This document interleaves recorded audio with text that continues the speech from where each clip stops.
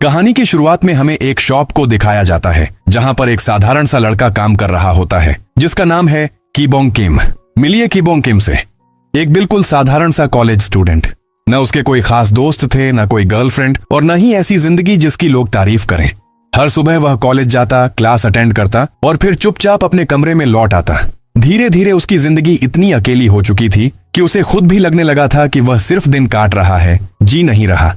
इसी अकेलेपन से बचने के लिए उसने एक छोटे से कन्वीनियंस स्टोर में पार्ट टाइम नौकरी शुरू कर दी। उसे लगा था कि शायद नए लोगों से मिलकर उसकी जिंदगी थोड़ी बेहतर हो जाएगी और साथ ही जेब खर्च भी निकल जाएगा। लेकिन उसे बिल्कुल भी अंदाजा नहीं था कि उसकी यह साधारण सी नौकरी उसकी पूरी जिंदगी बदलने वाली है। आज भी सब कुछ सामान्य था। किबोंग काउंटर पर खड़ा ग्राहकों का सामान स्कैन कर रहा था। कोई स्नैक्स खरीद रहा था, कोई ड्रिंक, तो कोई जल्दी जल्दी बिल बनवाकर बाहर निकल रहा था। तभी टिंग, उसके फोन पर एक नोटिफिकेशन आता है। वह जेब से फोन निकालता है। स्क्रीन पर उसकी माँ का मैसेज चमक रहा था। आज तुम्हारी सैलरी मिली होगी ना? घर आते समय मेरे लिए सोया सॉस चिकन लेते आना, बहुत दिनों से खाने का मन है। यह पढ़ते ही किबोंग के चेहरे पर हल्की सी मुस्कान आ जाती है। वह बिना देर किए जवाब टाइप करता है, ठीक है माँ, मैं लेकर आऊंगा। उसने फोन वापस जेब में रख लिया, लेकिन उसे नहीं पता था कि यही उसकी माँ से हुई आखिरी सामान्य बातचीत होगी। अगले ही पल धड़ाम, इतना जबरदस्त धमाका हुआ कि पूरा स्टोर जोर से हिल उठा। शेल्फ से सामान नीचे गिरने लगा, कांच की खिड़कियां टूटकर बिखर गईं। अंदर मौजूद सभी ग्राहक घबरा गए। कुछ लोग चिल्लाते हुए बाहर भागने लगे तो कुछ डर के मारे वहीं खड़े रह गए। किबोंग का दिल इतनी तेज धड़क रहा था कि उसे अपनी सांसों की आवाज तक सुनाई दे रही थी। वह कांपते हुए एग्जिट गेट की तरफ दौड़ा और जैसे ही उसने दरवाजा खोला, उसकी आंखें डर से फैल गईं।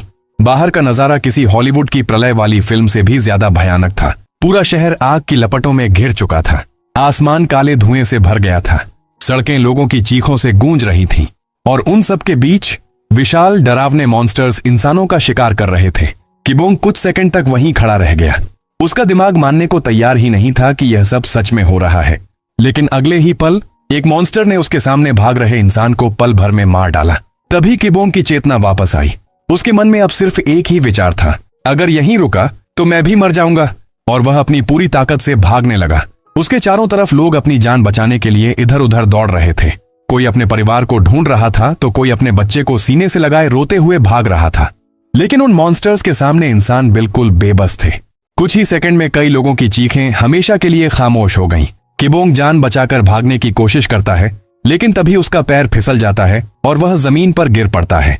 इससे पहले कि वह उठ पाता, एक टेंटेकल मॉन्स्टर बिजली जैसी रफ्तार से उस पर हमला कर देता है। हमला इतना तेज था कि किबोंग को कुछ सेकंड तक समझ ही नहीं आया कि हुआ क्या है।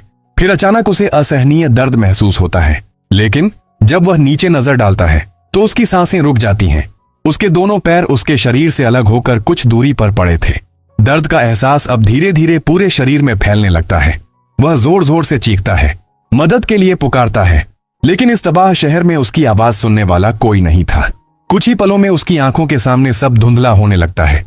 आखिरी बार उसके दिमाग में अपनी माँ का चेहरा आता है और फिर सब कुछ अंधेरा हो जाता है। लेकिन कहानी यहीं खत्म नहीं होती, क्योंकि कुछ ही पल बाद किबोंग की आंखें दोबारा खुलती हैं। वह घबराकर गहरी सांस लेता है और तुरंत अपने पैरों की तरफ देखता है। इस बार उसके दोनों पैर बिल्कुल सही सलामत थे। न कोई घाव, न खून, न दर्द, मानो अभी अभी जो कुछ हुआ था वह सिर्फ एक बुरा सपना हो। वह जल्दी से खड़ा होकर चारों तरफ देखता है, लेकिन यह जगह उसकी दुनिया जैसी बिल्कुल नहीं थी। चारों तरफ सफेद धुंध फैली हुई थी। दूर दूर तक कुछ दिखाई नहीं दे रहा था। पूरा इलाका अजीब सी खामोशी में डूबा हुआ था। किबोंग घबराकर चिल्लाता है, कोई है यहाँ? मैं कहाँ हूँ? लेकिन जवाब में सिर्फ उसकी आवाज की गूंज वापस लौटती है। तभी एक ठंडी भावनाहीन रोबोटिक आवाज पूरे क्षेत्र में गूंजती है, welcome to the awakening test area. किबोंग चौंक जाता है। वह समझ ही नहीं पाता कि यह आवाज कहां से आ रही है। आवाज दोबारा सुनाई देती है, टेस्ट प्रारंभ होने वाला है, कृपया तैयार रहें। और अगले ही पल धीरे धीरे एक भयानक मॉन्स्टर जमीन के अंदर से बाहर निकलता है। उसे देखते ही किबोंग के शरीर में डर की लहर दौड़ जाती है। उसे महसूस हो जाता है कि इस बार सामने वाला दुश्मन मौत से भी ज्यादा खतरनाक है। उसकी ऊंचाई किसी 2 मंजिला इमारत जितनी थी। पूरे शरीर पर काले रंग का सख्त कवच, लाल चमकती आंखें और हाथों में ऐसे नुकीले पंजे थे जो एक ही बार में इंसान के शरीर को 2 हिस्सों में बांट सकते थे। सिर्फ उसकी मौजूदगी ही इतनी डरावनी थी कि किबोंग का शरीर अपने आप कांपने लगा। तभी सिस्टम की आवाज फिर सुनाई देती है, टेस्ट का उद्देश्य सामने मौजूद मॉन्स्टर को परास्त करो। किबोंग घबराकर चिल्लाता है, क्या तुम पागल हो? मैं एक साधारण इंसान हूं, मैं इससे कैसे लड़ूं? लेकिन सिस्टम उसकी एक भी बात का जवाब नहीं देता। अचानक मॉन्स्टर जोर से दहाड़ता है। उसकी दहाड़ इतनी भयानक थी कि पूरा मैदान हिलने लगता है। अगले ही पल वह बिजली जैसी रफ्तार से किबोंग की तरफ झपटता है। किबोंग जान बचाने के लिए भागने की कोशिश करता है, लेकिन दोनों की ताकत और गति में जमीन आसमान का फर्क था। कुछ ही सेकंड में मॉन्स्टर उसके सामने पहुंच जाता है। एक ही वार और किबोंग का पूरा शरीर हवा में उछल जाता है। वह कई मीटर दूर जाकर जमीन पर गिरता है। उसके शरीर की लगभग हर हड्डी टूट चुकी थी। सांस लेना भी मुश्किल हो गया था। कुछ ही पल बाद उसकी मौत हो जाती है, लेकिन मरने के अगले ही सेकंड रीजनरेशन कंप्लीट। किबोंग अचानक फिर से उसी जगह खड़ा था जहां से टेस्ट शुरू हुआ था। उसके शरीर पर एक भी चोट नहीं थी। वह घबराकर अपने हाथों और सीने को छूने लगता है। मैं फिर से जिंदा हूं? लेकिन इस रहस्यमयी रियल्म का सबसे डरावना नियम कुछ और ही था। जब तक वह उस मॉन्स्टर को एक बार भी हिट नहीं करेगा, तब तक वह मर नहीं सकता। हर बार मॉन्स्टर उसे बेरहमी से मार देता और हर बार सिस्टम उसे तुरंत रीजनरेट करके फिर से जिंदा कर देता। मतलब उसे बार बार वही असहनीय दर्द झेलना पड़ता। कभी मॉन्स्टर उसका सिर कुचल देता, कभी शरीर चीर देता और हर बार मौत से ठीक पहले का दर्द उसे फिर से महसूस करना पड़ता। जब किबोंग सिस्टम से पूछता है, मैं अपने घर कब वापस जा पाऊंगा, तो सिस्टम सिर्फ एक जवाब देता है, जब तुम इस मॉन्स्टर पर एक भी सफल हिट कर दोगे। अनगिनत मौतों के बाद आखिरकार उसे एक्सपीरियंस पॉइंट्स मिलने शुरू हो जाते हैं। धीरे धीरे किबोंग ने भागना छोड़ दिया। अब वह हर बार मॉन्स्टर की चाल को ध्यान से देखने लगा। वह समझना चाहता था कि आखिर यह हमला कैसे करता है, कब दाएं हाथ से वार करता है, कब छलांग लगाता है और कब अपनी पूंछ का इस्तेमाल करता है। हजारों मौतों के बाद उसे एहसास हुआ कि मॉन्स्टर की हर चाल एक जैसी नहीं थी। उसके हमलों में एक पैटर्न छिपा हुआ था। अगर वह सही समय पर बच जाए तो शायद उसे हमला करने का सिर्फ एक छोटा सा मौका मिल सकता है। उसी दिन पहली बार वह उस मॉन्स्टर पर अपनी पहली सफल हिट मारने में कामयाब हो जाता है। टेस्ट आखिरकार पूरा हो जाता है, लेकिन यहीं से शुरू होता है इस कहानी का सबसे बड़ा ट्विस्ट। किबोंग को असली दुनिया में वापस भेजने की बजाय सिस्टम उसे एक और मेंटल रियल्म में भेज देता है। यह एक सिस्टम एरर था। वह बार बार बाहर निकलने की कोशिश करता है, लेकिन हर बार सिस्टम उसे फिर से टेस्ट की शुरुआत में भेज देता है। एक हफ्ता बीत गया, एक महीना, एक साल। धीरे धीरे उसका दिमाग टूटने लगा। तभी उसे पता चलता है कि इस रियल्म के 10 साल असली दुनिया के सिर्फ 12 दिनों के बराबर हैं। वह भागने की कोशिश करता है, लड़ने की कोशिश करता है, यहां तक कि खुद को खत्म करने की भी कोशिश करता है, लेकिन सिस्टम उसे मरने तक नहीं देता। और इसी तरह लड़ते लड़ते 1 साल बीत गया, फिर 10 साल, 100 साल, 1000 साल। लेकिन किबोंग की जिंदगी में कुछ भी नहीं बदला। वह हर दिन मरता, हर दिन फिर जिंदा होता और हर बार पहले से थोड़ा ज्यादा मजबूत बन जाता। समय उसके लिए अब कोई मायने नहीं रखता था। इतना समय अकेले बिताने के बाद किबोंग अपनी मां का चेहरा तक भूल चुका था। उसे अपना नाम भी याद नहीं था। अब उसके मन में सिर्फ एक ही सवाल बचा था, मेरे साथ ही ऐसा क्यों हुआ? आखिरकार 3000 साल बीत चुके थे। अब किबोंग वह कमजोर कॉलेज स्टूडेंट नहीं रहा था। लगातार हजारों लाखों बार मरने और दोबारा जीवित होने की वजह से उसके स्टैट्स इंसानी सीमाओं से बहुत आगे निकल चुके थे। उसका लेवल बढ़ते बढ़ते 99999 तक पहुंच चुका था। उसकी ताकत इतनी ज्यादा हो गई थी कि अब पूरा मेंटल रियल्म उसके दबाव को सहन नहीं कर पा रहा था। जहां भी वह मुक्का मारता, वहां हवा तक फटने लगती, जमीन में दरारें पड़ जाती और पहली बार सिस्टम की अभेद्य मानी जाने वाली फायरवॉल भी टूटने लगी। पूरा रियल्म लाल रंग की चेतावनी से भर गया। Warning, warning, system error detected. लेकिन इस बार किबोंग रुकने वाला नहीं था। उसकी आंखों में अब डर नहीं, सिर्फ नफरत बची थी। वह पूरी ताकत से चिल्लाया, मुझे अब अवेकनिंग नहीं चाहिए, मुझे सिर्फ एक चीज चाहिए, बदला। उसकी दहाड़ के साथ पूरा मेंटल रियल्म कांप उठा। अगले ही पल उसने अपनी पूरी शक्ति एक ही मुक्के में इकट्ठा की और सामने मौजूद स्पेस पर वार कर दिया। धड़ाम! ऐसा लगा मानो पूरा आयाम कांच की तरह टूट गया हो। आसमान में अनगिनत दरारें पड़ गईं। कुछ ही सेकंड बाद पूरा मेंटल रियल्म बिखरने लगा। सिस्टम लगातार उसे रोकने की कोशिश कर रहा था, लेकिन अब बहुत देर हो चुकी थी। किबोंग ने अपनी ताकत के दम पर उस कैदखाने को तोड़ दिया था। एक तेज सफेद रोशनी पूरे रियल्म को निगल गई और अगले ही पल किबोंग अपनी असली दुनिया में वापस आ चुका था। उसने धीरे धीरे अपनी आंखें खोली। ठंडी हवा उसके चेहरे से टकराई। कई हजार साल बाद पहली बार उसने असली आसमान देखा। कुछ सेकंड तक वह चुपचाप खड़ा रहा, फिर उसने गहरी सांस ली। उसके मन में सिर्फ एक ही विचार था, मैं आखिरकार वापस आ गया। पिछले 3000 सालों में उसने हर दिन, हर मौत हर दर्द के बीच सिर्फ इसी पल का इंतजार किया था। तभी सिस्टम की आवाज दोबारा सुनाई देती है। System synchronisation complete. वर्तमान समय अपडेट किया जा रहा है। कुछ सेकंड बाद एक संदेश उसकी आंखों के सामने उभरता है। पृथ्वी पर 10 वर्ष बीत चुके हैं। यह पढ़ते ही किबोंग की आंखें फैल जाती हैं। क्या 10 साल? उसका दिल जोर जोर से धड़कने लगता है। अगर सच में 10 साल बीत चुके हैं तो उसकी मां, क्या वह अभी भी जिंदा होंगी? यही सोचकर वह तुरंत सिस्टम से पूछता है, मेरी मां कहां है? कुछ सेकंड तक सन्नाटा छाया रहता है। फिर सिस्टम जवाब देता है, ऑफलाइन मोड में यह जानकारी उपलब्ध नहीं है। यह सुनते ही किबोंग का गुस्सा फूट पड़ता है। वह दांत भींचते हुए कहता है, बेकार सिस्टम, 3000 साल तक मुझे कैद रखा और अब इतना भी नहीं बता सकता कि मेरी मां कहां है। बिना एक पल रुके वह अपने पुराने घर की ओर दौड़ पड़ता है। लेकिन जैसे ही वह अपने मोहल्ले में पहुंचता है, उसके कदम अपने आप रुक जाते हैं। जहां कभी उसका घर हुआ करता था, वहां अब सिर्फ टूटी हुई दीवारें, जली हुई इमारतें और मलबे का ढेर बचा था। उसकी आंखों के सामने उसकी बचपन की सारी यादें घूमने लगती हैं। वह धीरे धीरे उस मलबे को हाथ से छूता है। इतने में पीछे से एक सैनिक की आवाज आती है, रुको, आगे जाना मना है। यह इलाका नागरिकों के लिए प्रतिबंधित है। किबोंग उसकी तरफ मुड़कर देखता है। सैनिक बताता है कि ठीक 10 साल पहले यहाँ एक भयानक डंजन ब्रेक हुआ था। एक ऐसा हादसा जिसमें पोर्टल के अंदर बंद मॉन्स्टर्स अचानक बाहर निकल आए और पूरे शहर को मौत के मैदान में बदल दिया। किबोंग की आवाज कांपने लगती है। यहाँ रहने वाले लोग, उनका क्या हुआ? सैनिक कुछ पल चुप रहता है, फिर धीरे से कहता है, ज्यादातर मारे गए। यह सुनकर किबोंग के पैरों तले जमीन खिसक जाती है। लेकिन तभी सैनिक आगे कहता है, हालांकि जो लोग उस समय घर के बाहर थे, उन्हें सरकार ने एक सुरक्षित क्षेत्र में भेज दिया था। उसका नाम है मून टाउन बी जोन। बस इतना सुनना था कि किबोंग की आंखों में फिर उम्मीद लौट आई। वह एक झटके में सैनिक का कॉलर पकड़ लेता है। मुझे बताओ, वह जगह कहाँ है? सैनिक उसकी आंखों में भरा डर और बेचैनी देखकर कांप उठता है। वह जल्दी जल्दी रास्ता बता देता है। किबोंग बिना एक सेकंड गंवाए मून टाउन की ओर दौड़ पड़ता है। लेकिन तभी पूरे शहर में तेज सायरन बजने लगता है। Emergency, emergency! एक नया डंजन ब्रेक दर्ज किया गया है। और सबसे बुरी बात, उस डंजन की लोकेशन वही थी, मून टाउन बी जोन। यह सुनते ही किबोंग का चेहरा सख्त हो जाता है। उसके मन में सिर्फ एक ही ख्याल था, मां, इस बार मैं आपको कुछ नहीं होने दूंगा। उसी समय हमारी मुलाकात होती है लेफ्टिनेंट कर्नल ओ ह्योंग क्यून से। उनके चेहरे पर साफ डर दिखाई दे रहा था। रिपोर्ट के अनुसार यह एक 5 स्टार डंजन था। ऐसी आपदा जिसे साधारण सेना तो क्या, टैंक और फाइटर जेट भी नहीं रोक सकते थे। उन्होंने तुरंत सबसे शक्तिशाली गिल्ड से मदद मांगी, लेकिन जवाब सुनकर उनका खून खौल उठा। गिल्ड जानबूझकर आने में देरी कर रही थी। उनकी योजना साफ थी, जितनी ज्यादा तबाही होगी, सरकार से उतने ही ज्यादा पैसे वसूले जा सकेंगे। यानी इस नई दुनिया में सिर्फ मॉन्स्टर्स ही नहीं, इंसानों का लालच भी एक बड़ा राक्षस बन चुका था।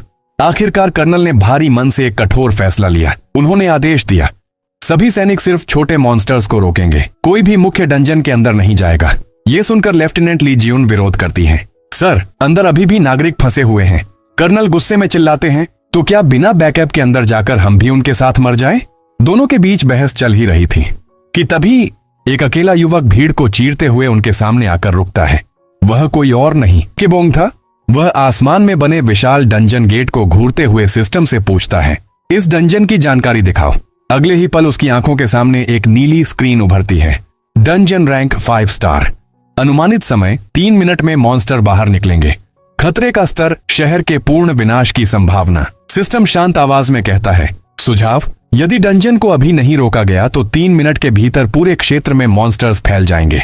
किबोंग स्क्रीन को कुछ सेकंड तक देखता है और फिर हल्की सी मुस्कान उसके चेहरे पर आ जाती है, क्योंकि 3000 साल तक मौत से लड़ने वाले इंसान के लिए एक 5 स्टार डंजन शायद उतना डरावना नहीं था। जैसे ही किबोंग डंजन गेट की तरफ बढ़ता है, वहां तैनात सैनिक तुरंत उसे रोक लेते हैं। एक सैनिक गुस्से में चिल्लाता है, अरे बच्चे, कहां चला आ रहा है? दिखाई नहीं देता? यहाँ 5 स्टार डंजन ब्रेक हुआ है। अगर जिंदगी प्यारी है तो तुरंत पीछे हट जाओ। लेकिन किबोंग बिना रुके आगे बढ़ता रहता है। दूसरा सैनिक उसका रास्ता रोकने की कोशिश करता है। तभी किबोंग उसकी ओर देखता है। उसकी आंखों में ऐसा ठंडा गुस्सा था कि सैनिक का शरीर अपने आप कांपने लगा।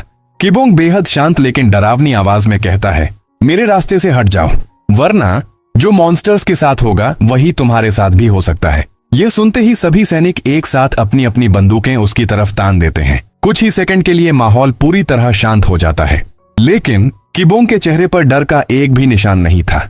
वह बस एक कदम आगे बढ़ाता है। और उसी पल उसके शरीर से निकलने वाला भयावह दबाव पूरे इलाके में फैल जाता है। ऐसा लग रहा था जैसे हवा अचानक भारी हो गई हो।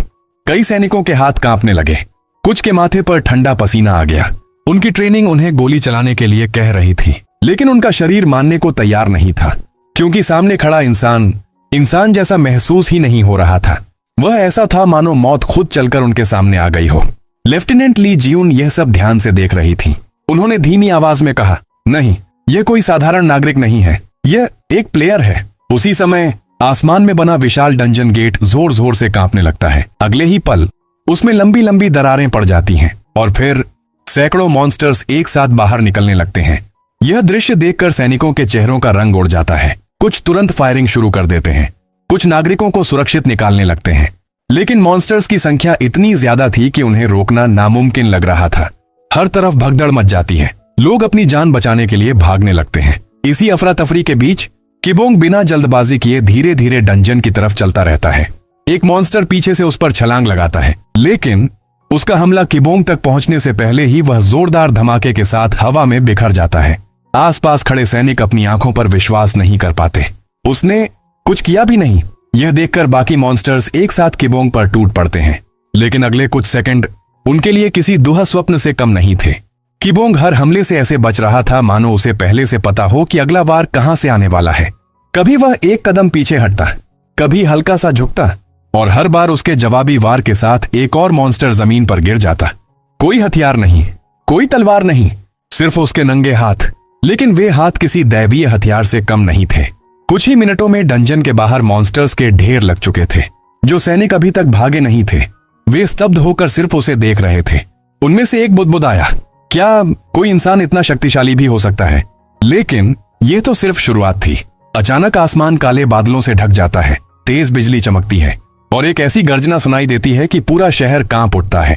सिस्टम तुरंत चेतावनी देता है, अलर्ट, 5 स्टार बॉस मॉन्स्टर प्रकट हो चुका है। जब तक इस बॉस को नहीं हराया जाएगा, डंजन ब्रेक समाप्त नहीं होगा। जैसे ही विशाल बॉस बाहर निकलता है, पूरा शहर डर से चीख उठता है। लोग एक दूसरे को धक्का देते हुए भाग रहे थे। बच्चों की चीखें, सायरनों की आवाज और मॉन्स्टर्स की गर्जना, पूरा इलाका किसी नरक में बदल चुका था। इसी बीच एक छोटा बच्चा भागते भागते गिर जाता है। वह रोते हुए अपनी माँ को पुकारता है, माँ। उसकी माँ उसे उठाने की कोशिश करती है, लेकिन तभी एक मॉन्स्टर उनकी तरफ झपट पड़ता है। मरने और बचने के बीच सिर्फ एक पल का फासला था। उसी पल किबोंग बिजली की गति से उनके सामने आ जाता है। एक ही वार और मॉन्स्टर वहीं ढेर हो जाता है। माँ अपने बच्चे को सीने से लगा लेती है। वह कांपती हुई आवाज में पूछती है, तुम हो कौन? लेकिन किबोंग बिना जवाब दिए आगे बढ़ जाता है, क्योंकि उसकी मंजिल अभी भी सिर्फ एक थी, अपनी माँ। वह तुरंत सिस्टम को आदेश देता है, सिस्टम, मेरी माँ को ढूंढो। नीली स्क्रीन चमक उठती है। मेमोरी डेटा का उपयोग करके क्षेत्र स्कैन किया जा रहा है। स्कैन शुरू होते ही किबोंग की आंखों के सामने पिछले 3000 सालों की यादें घूमने लगती हैं। वह धीरे से बुदबुदाता है, मैं हर दिन माँ के बारे में सोचता था। डर था कहीं मैं उनका चेहरा ही न भूल जाऊं। लेकिन 3000 साल बहुत लंबा समय होता है। कुछ सेकंड बाद सिस्टम जवाब देता है, कोई परिणाम नहीं मिला। यह सुनते ही किबोंग की आंखें खाली हो जाती हैं।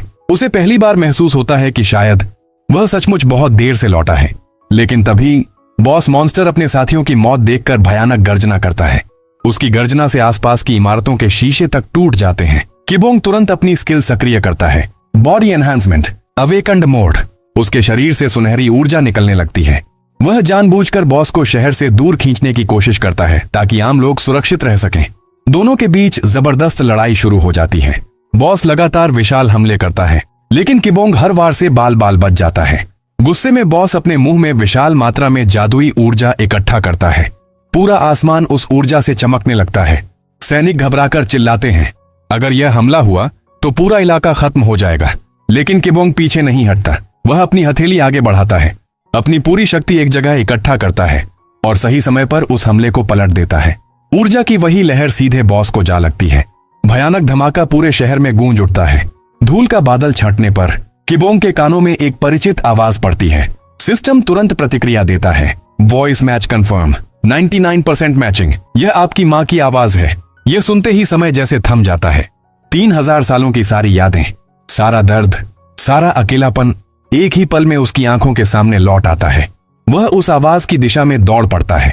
भीड़ के बीच एक महिला कांपते हुए उसे देख रही थी। उनकी आंखों से आंसू लगातार बह रहे थे। कीबोंग की आवाज भर्रा जाती है, माँ। महिला एक पल के लिए उसे देखती रहती है और फिर रोते हुए उसे गले लगा लेती है। मेरा बेटा, तुम आखिर थे कहाँ? मैंने 10 साल तक हर जगह तुम्हें ढूंढा। कीबोंग भी खुद को रोक नहीं पाता।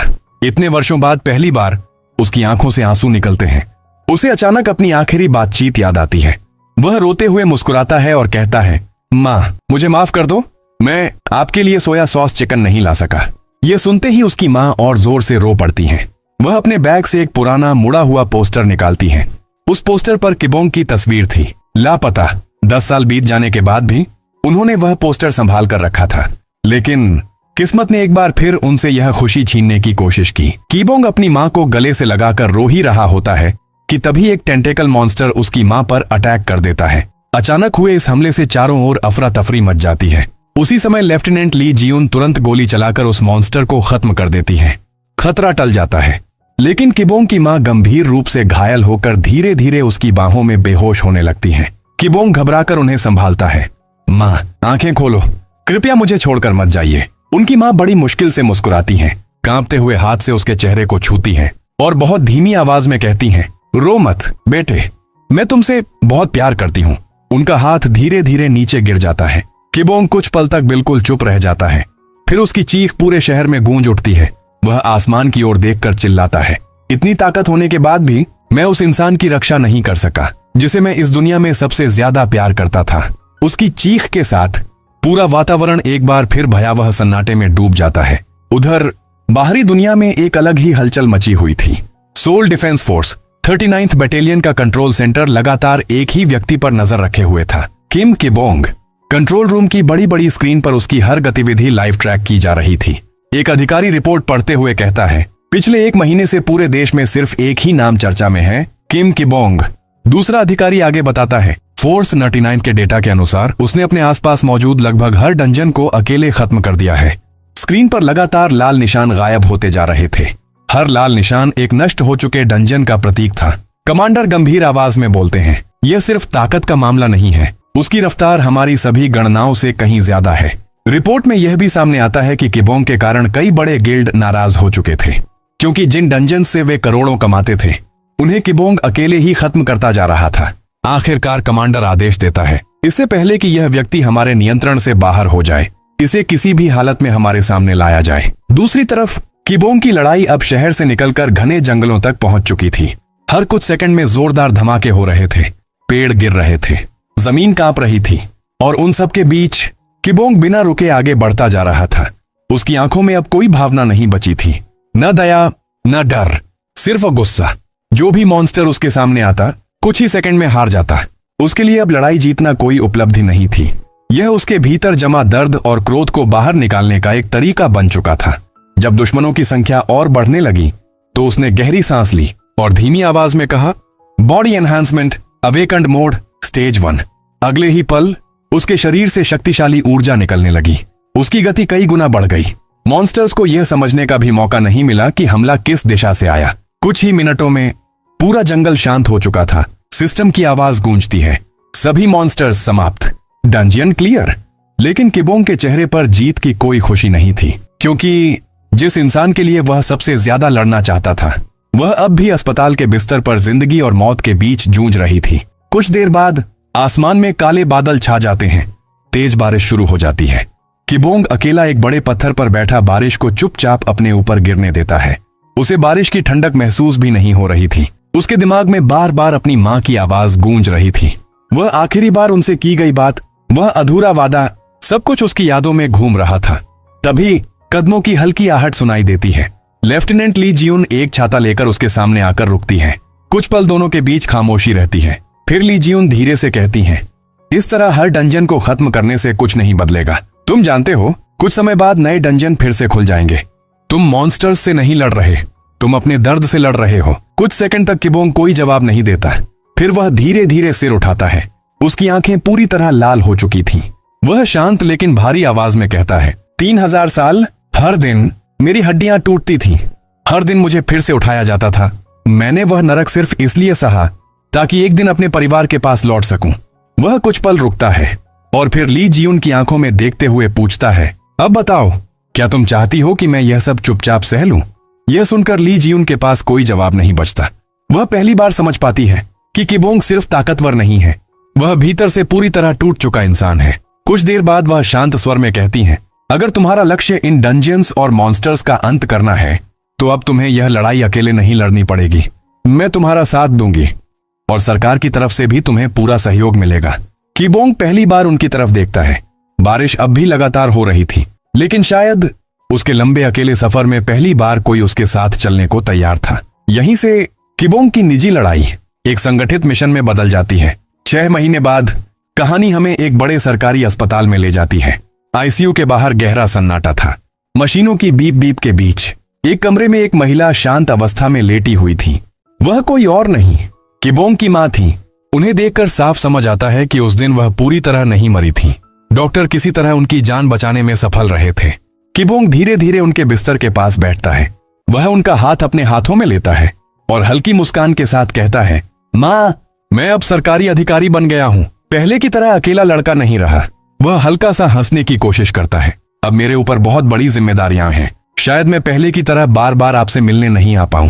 कुछ पल के लिए कमरा फिर से शांत हो जाता है, लेकिन किबोंग फिर भी बोलता रहता है। उसे नहीं पता उसकी मां सुन पा रही हैं या नहीं। फिर भी वह हर बात उन्हें बताता है, क्योंकि 3000 साल के अंधेरे के बाद यही पल उसके लिए सबसे कीमती थे। अस्पताल से बाहर निकलते ही किबोंग कुछ पल के लिए सबको गौर से देखता है। उसके चेहरे पर अब पहले जैसा गुस्सा नहीं था। उसकी आंखों में एक नया संकल्प दिखाई दे रहा था। अस्पताल के मुख्य द्वार के बाहर एक सरकारी स्पेशल यूनिट पहले से उसका इंतजार कर रही थी। पूरी टीम एक साथ सावधान की मुद्रा में खड़ी हो जाती है। जैसे ही किबोंग उनके सामने पहुंचता है, सभी अधिकारी एक साथ सलामी देते हैं। टीम का कप्तान आगे बढ़कर कहता है, सर, मिशन के लिए सभी तैयार हैं। किबोंग बिना कुछ कहे बस हल्का सा सिर हिलाता है और पूरी टीम उसके पीछे चल पड़ती है। अब वह सिर्फ एक बेटा नहीं था, अब वह दुनिया का सबसे ताकतवर पब्लिक सर्वेंट बन चुका था। एक ऐसा इंसान जिसका एकमात्र उद्देश्य था इस दुनिया से हर डंजन और हर मॉन्स्टर का हमेशा के लिए अंत करना। अगले दिन सुबह की शुरुआत एक बार के शांत माहौल से होती है। टीवी पर आईएनसी न्यूज की ब्रेकिंग न्यूज चल रही थी। एंकर गंभीर आवाज में कहता है, सरकार ने आधिकारिक घोषणा की है कि महानगर क्षेत्र में शील्ड गिल्ड की सुरक्षा सेवाएं समाप्त कर दी गई हैं। विशेषज्ञों का मानना है कि हाल के दिनों में डंजन ब्रेक की घटनाओं में आई भारी कमी के कारण सरकार अब स्वयं स्थिति संभालने में सक्षम हो गई है। टीवी की यह खबर सुनकर बार में बैठे कई लोग हैरानी से एक दूसरे को देखने लगते हैं, लेकिन कमरे के एक कोने में बैठे 2 लोगों के चेहरे बिल्कुल शांत थे। उनमें से पहला था स्कॉट टीम का कप्तान बाइक चेओल। वह चुपचाप अपना ड्रिंक पी रहा था। तभी दूसरा आदमी उसके सामने आकर बैठ जाता है। बाइक बिना उसकी तरफ देखे कहता है, सीधे मुद्दे पर आओ। दूसरा आदमी हल्की मुस्कान के साथ जवाब देता है, ना, मुझे तुम्हारी यही आदत पसंद है।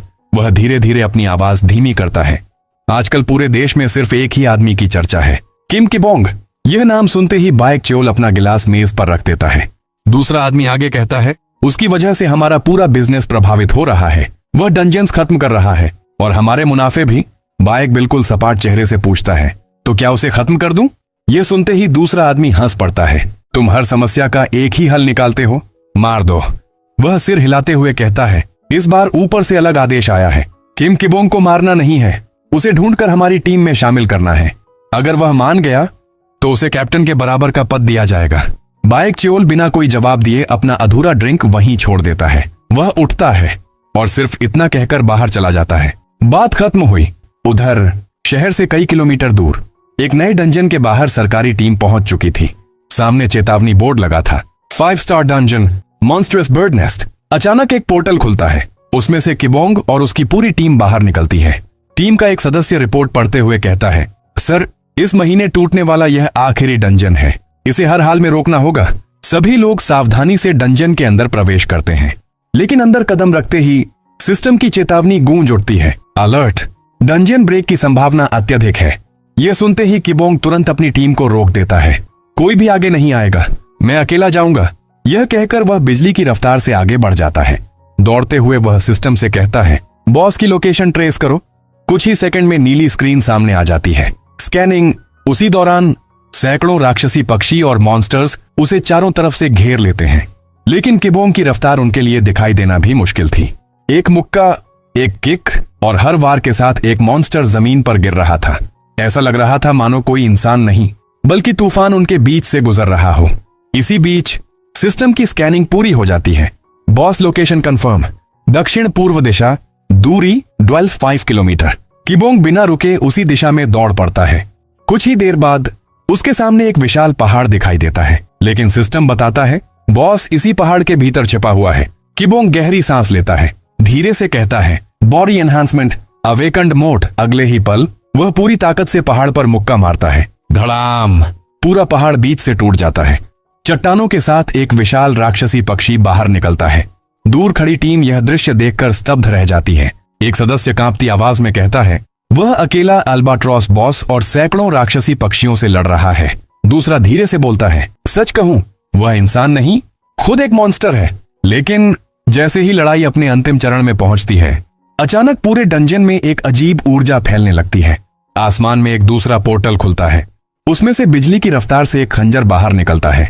टीम का एक सदस्य समय रहते बच जाता है, लेकिन दूसरा सदस्य बच नहीं पाता, वह वहीं गिर पड़ता है। कुछ ही सेकंड बाद कई अजनबी उस पोर्टल से बाहर आते हैं। उनके कपड़े और हथियार देखकर साफ लग रहा था कि वे किसी खतरनाक संगठन के सदस्य हैं।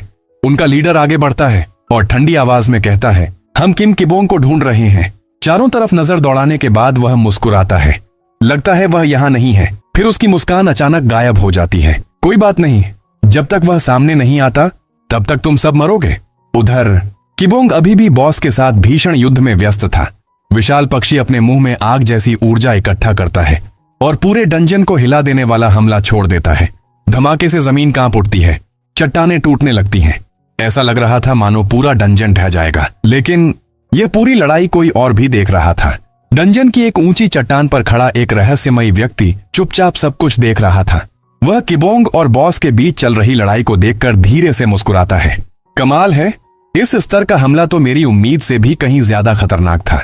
उधर विशाल बर्ड बॉस आखिरी बार अपनी पूरी ताकत इकट्ठा करता है और तभी एक और जबरदस्त विस्फोट होता है। उसके शरीर से निकलने वाली जादुई ऊर्जा पूरे डंजन को हिलाने लगती है। ऐसा लग रहा था मानो अगले ही पल सब कुछ राख में बदल जाएगा, लेकिन किबोंग बिल्कुल भी नहीं घबराता। वह धीरे धीरे अपना दायां हाथ आगे बढ़ाता है। अगले ही पल बॉस का पूरा हमला सीधे उसकी हथेली से टकराता है। सभी को लगता है कि अब जबरदस्त विस्फोट होगा, लेकिन कुछ भी नहीं होता।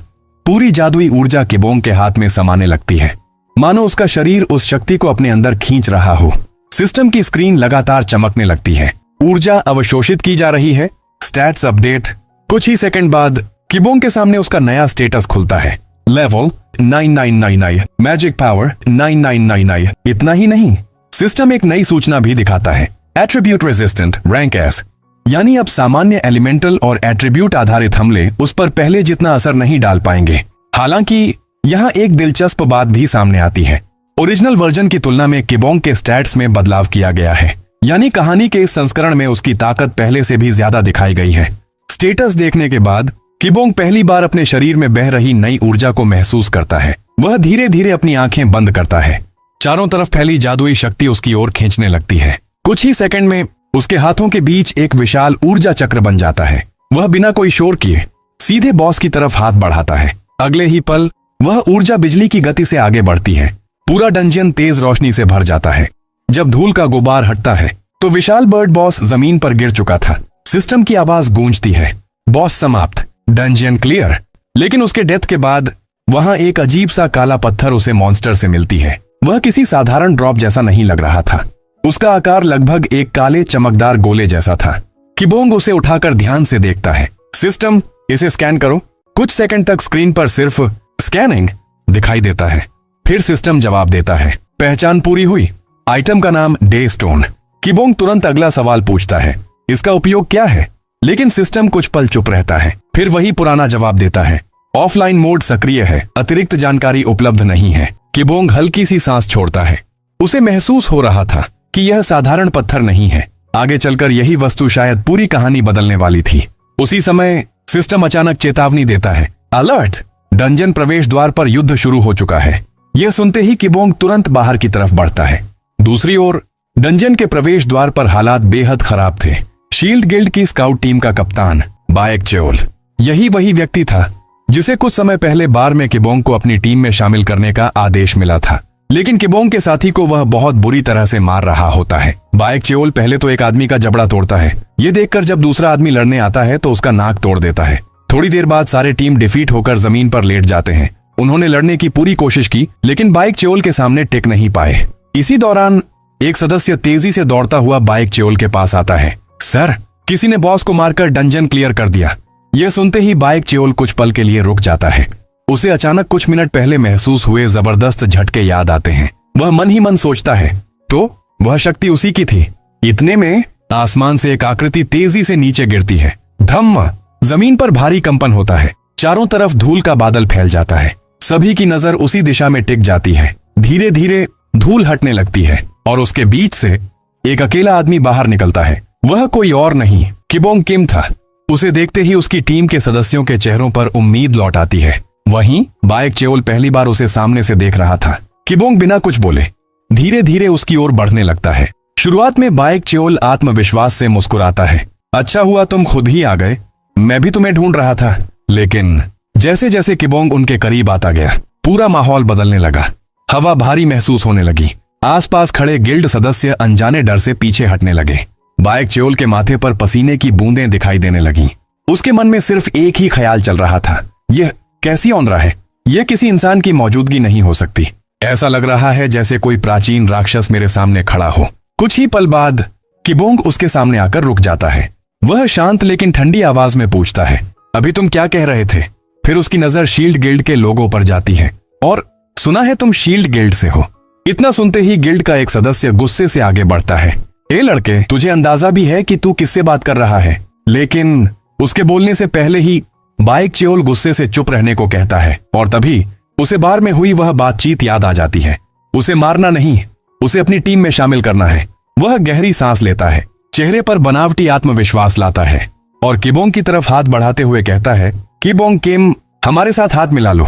तुम जैसी ताकत अकेले नहीं बल्कि शील्ड गिल्ड के साथ पूरी दुनिया बदल सकती है। तुम्हें सिर्फ एक सदस्य नहीं बनाया जाएगा, सीधे टीम कैप्टन या उससे भी ऊंचा पद दिया जाएगा। इतना ही नहीं, वह आगे कहता है, हम तुम्हें ऐसी सुविधाएं देंगे जिनकी कोई सरकारी संस्था बराबरी नहीं कर सकती। यहां आपको जानकर हैरानी होगी, शील्ड गिल्ड में एक टीम कैप्टन की सालाना कमाई लगभग 3 बिलियन वॉन यानी करीब 2.7 मिलियन डॉलर तक पहुंचती है। दुनिया का शायद ही कोई प्लेयर ऐसा ऑफर ठुकराता। लेकिन किबोंग की सोच बिल्कुल अलग थी। वह कुछ सेकंड तक चुप रहता है, फिर बेहद शांत आवाज में सिर्फ एक सवाल पूछता है, मून टाउन बी जोन की सुरक्षा, क्या वह तुम्हारी गिल्ड की जिम्मेदारी थी? बाइक चेओल बिना कुछ सोचे जवाब देता है, हाँ। बस यही एक शब्द सुनना बाकी था। किबोंग की आंखों में दबा हुआ गुस्सा फिर से जाग उठता है। उसे अपनी मां की वह हालत याद आ जाती है। वह दिन जब डंजन ब्रेक के दौरान लोग मदद का इंतजार करते रह गए लेकिन शील्ड गिल्ड समय पर नहीं पहुंची, क्योंकि वे चाहते थे कि नुकसान बढ़े ताकि बाद में सरकार से और ज्यादा पैसे वसूले जा सकें। उसी लालच की कीमत हजारों लोगों ने चुकाई थी और उनमें किबोंग की मां भी शामिल थी। अगले ही पल किबोंग बिना कोई चेतावनी दिए आगे बढ़ता है। धड़ाम! उसका एक सीधा मुक्का बाइक चेओल को जाकर लगता है। इतनी जबरदस्त ताकत थी कि बाइक कई मीटर दूर जाकर जमीन पर गिरता है। कुछ पल तक वह उठने की कोशिश करता है लेकिन उसका शरीर उसका साथ नहीं देता। यह दृश्य देखकर शील्ड गिल्ड के बाकी सदस्य गुस्से से किबोंग पर टूट पड़ते हैं। कोई तलवार लेकर दौड़ता है, कोई अपनी विशेष स्किल इस्तेमाल करता है, लेकिन किबोंग के सामने यह सब बेकार साबित होता है। उनके हर वार से पहले ही किबोंग अपनी जगह बदल चुका होता है। एक को वह एक ही प्रहार में लड़ाई से बाहर कर देता है, दूसरे को पीछे धकेल देता है, तीसरे का हमला बीच में ही रोक देता है। कुछ ही पलों में पूरा मैदान फिर से शांत होने लगता है। जो कुछ मिनट पहले आत्मविश्वास से भरे हुए थे अब जमीन पर बिखरे पड़े थे। दूर पड़े बाइक चेओल यह सब अपनी धुंधली होती नजरों से देख रहा था। उसे पहली बार एहसास हुआ कि किबोंग की ताकत का उसने जितना अनुमान लगाया था असलियत उससे कहीं आगे थी।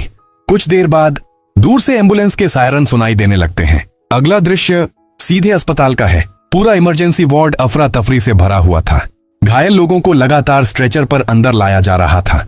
डॉक्टर और नर्सें बिना रुके इलाज में जुटी थीं।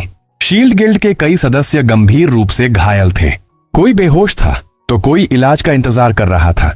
इसी बीच अस्पताल के मुख्य दरवाजे से एक व्यक्ति अंदर प्रवेश करता है। यह था शील्ड गिल्ड का डायरेक्टर। उसे देखते ही नर्सें सम्मान से कहती हैं, गुड इवनिंग सर। लेकिन डायरेक्टर बिना उनकी ओर देखे ठंडी आवाज में बोलता है, क्या तुम्हें सच में लगता है कि मेरे लिए यह गुड इवनिंग है? मुझे सिर्फ यह बताओ, बाएक चेओल की हालत कैसी है? नर्स जवाब देती है, वह अभी बेहोश है। डायरेक्टर सभी को बाहर जाने का इशारा करता है। कमरा खाली होते ही वह अपनी जेब से एक विशेष इंजेक्शन निकालता है। धीरे से बाएक चेओल को इंजेक्शन देता है। कुछ ही क्षणों बाद बाएक अचानक तेज सांस लेते हुए होश में आ जाता है। वह अभी भी घबराया हुआ था। डायरेक्टर बिना समय गंवाए पूछता है, सच बताओ, क्या किम किबोंग वास्तव में इतना ताकतवर है? कुछ पल की चुप्पी के बाद बाएक चेओल धीरे से जवाब देता है, उसकी ताकत को मापना नामुमकिन है। डायरेक्टर फिर पूछता है, अगर उसका सामना हमारे गिल्ड मास्टर से हो तो कौन जीतेगा? इस बार बाएक चेओल के पास कोई जवाब नहीं था। वह सिर्फ इतना कह पाता है, वे दोनों उस स्तर पर हैं जहां हमारी कल्पना भी नहीं पहुंच सकती। कमरे में फिर से सन्नाटा छा जाता है। कुछ देर बाद बाएक चेओल एक और बात बताता है, एक बात तय है, किबोंग शील्ड गिल्ड से नफरत करता है। यह सुनते ही डायरेक्टर की आंखों का भाव बदल जाता है। वह धीरे धीरे कुर्सी से उठता है और बेहद ठंडी आवाज में कहता है, अगर वह हमारे साथ नहीं आ सकता तो उसे जिंदा रहने का भी अधिकार नहीं है। वह दरवाजे की ओर बढ़ते हुए कहता है, तुम आराम करो, बाकी काम मैं संभाल लूंगा। कमरे से बाहर निकलते ही वह अपने मोबाइल पर एक सुरक्षित लाइन खोलता है। कुछ सेकंड बाद कॉल जुड़ती है। डायरेक्टर बिना भूमिका बांधे सिर्फ एक आदेश देता है, वाइस मास्टर से कहो किम किबोंग के लिए किल ऑर्डर जारी कर दिया जाए। फोन कट जाता है। डायरेक्टर गेट के बाहर देखते हुए मन ही मन सोचता है, अगर यह आदमी जिंदा रहा तो एक दिन शील्ड गिल्ड का अंत उसी के हाथों होगा। और इसी आदेश के साथ किबोंग के खिलाफ एक नई और कहीं ज्यादा खतरनाक जंग की शुरुआत हो जाती है। कहानी हमें एक नए 4 स्टार डंजन एबिसल बीच में ले जाती है। जैसे ही किबोंग अंदर पहुंचता है, उसके सामने समुद्र जैसा विशाल इलाका दिखाई देता है। चारों ओर ऊंची ऊंची लहरें उठ रही थीं और पानी के अंदर से लगातार समुद्री मॉन्स्टर्स बाहर निकल रहे थे। कुछ के शरीर विशाल शार्क जैसे थे तो कुछ विशाल ऑक्टोपस और समुद्री दैत्यों की तरह दिख रहे थे। लेकिन इन सभी के सामने किबोंग का चेहरा बिल्कुल शांत था। एक मॉन्स्टर पूरी रफ्तार से उसकी तरफ झपटता है। किबोंग बिना रुके एक मुक्का मारता है और वह मॉन्स्टर हवा में ही उड़ जाता है। दूसरा आगे से हमला करने की कोशिश करता है, लेकिन किबोंग पलटकर ऐसा वार करता है कि वह भी कुछ ही सेकंड में लड़ाई से बाहर हो जाता है। कुछ ही मिनटों में पूरा समुद्र मॉन्स्टर्स के बिना शांत दिखाई देने लगता है। ऐसा लग रहा था मानो यह 4 स्टार डंजन उसके लिए कोई चुनौती ही नहीं था। लड़ाई खत्म होने के बाद किबोंग को अचानक उस रहस्यमयी काले पत्थर की याद आती है। वह सिस्टम से पूछता है, सिस्टम, उस डेस्टोन के बारे में कुछ पता चला? कुछ सेकंड तक स्क्रीन पर डेटा चलता रहता है। फिर सिस्टम जवाब देता है, ऑफलाइन मोड सक्रिय होने के कारण विस्तृत जानकारी उपलब्ध नहीं है। लेकिन इस बार सिस्टम एक नई बात बताता है, डेस्टोन को एब्जॉर्ब किया जा सकता है। किबोंग तुरंत पूछता है, अगर मैं इसे एब्जॉर्ब करूं तो क्या होगा? सिस्टम जवाब देता है, 2 मुख्य परिणाम प्राप्त होंगे। पहला, सिस्टम का अपग्रेड, दूसरा, डंजन के स्रोत तक पहुंच। यह सुनते ही किबोंग बिना एक पल गंवाए आदेश देता है, अब्जॉर्प्शन शुरू करो। अगले ही पल वह काला पत्थर चमकने लगता है। उसमें से नीली ऊर्जा निकलकर धीरे धीरे किबोंग के शरीर में समाने लगती है। सिस्टम की स्क्रीन लगातार अपडेट होने लगती है। डेस्टोन अब्जॉर्प्शन 10%, 45%, 78%, 100% कंप्लीट।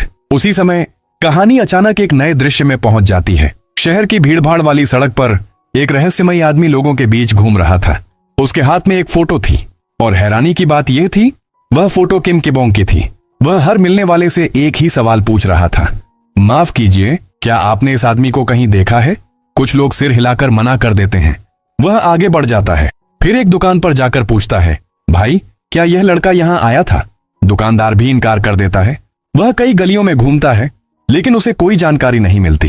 कुछ देर बाद वह अचानक रुक जाता है। उसके चेहरे पर एक रहस्यमयी मुस्कान फैल जाती है। वह धीरे से बुदबुदाता है, आखिरकार तुम मिल ही गए। कहानी अभी यह नहीं बताती कि वह आदमी कौन है, लेकिन इतना साफ था कि उसका निशाना सिर्फ और सिर्फ किम किबोंग था। उधर डेस्टोन का अवशोषण पूरी तरह समाप्त हो चुका था। सिस्टम अचानक नई सूचना दिखाता है, system expansion complete, new features unlocked. पहला फीचर था ह्यूमन एनालिसिस। ये कोई साधारण स्कैन नहीं था। अब किबोंग किसी भी इंसान को देखते ही उसके बारे में विस्तृत जानकारी प्राप्त कर सकता था। अगर सामने वाला सामान्य इंसान है तो उसकी उम्र, लंबाई, वजन और अन्य सामान्य जानकारी दिखाई देगी। लेकिन अगर सामने वाला एक प्लेयर है तो उसके स्टैट्स, क्षमताएं और शक्ति का अनुमान भी सिस्टम दिखा सकता है। यानी अब किबोंग सिर्फ लड़ नहीं सकता था, बल्कि अपने दुश्मन का विश्लेषण भी पहले से कर सकता था। लेकिन असली सरप्राइज अभी बाकी था। सिस्टम एक और फीचर दिखाता है, इमोशन एक्सप्रेशन।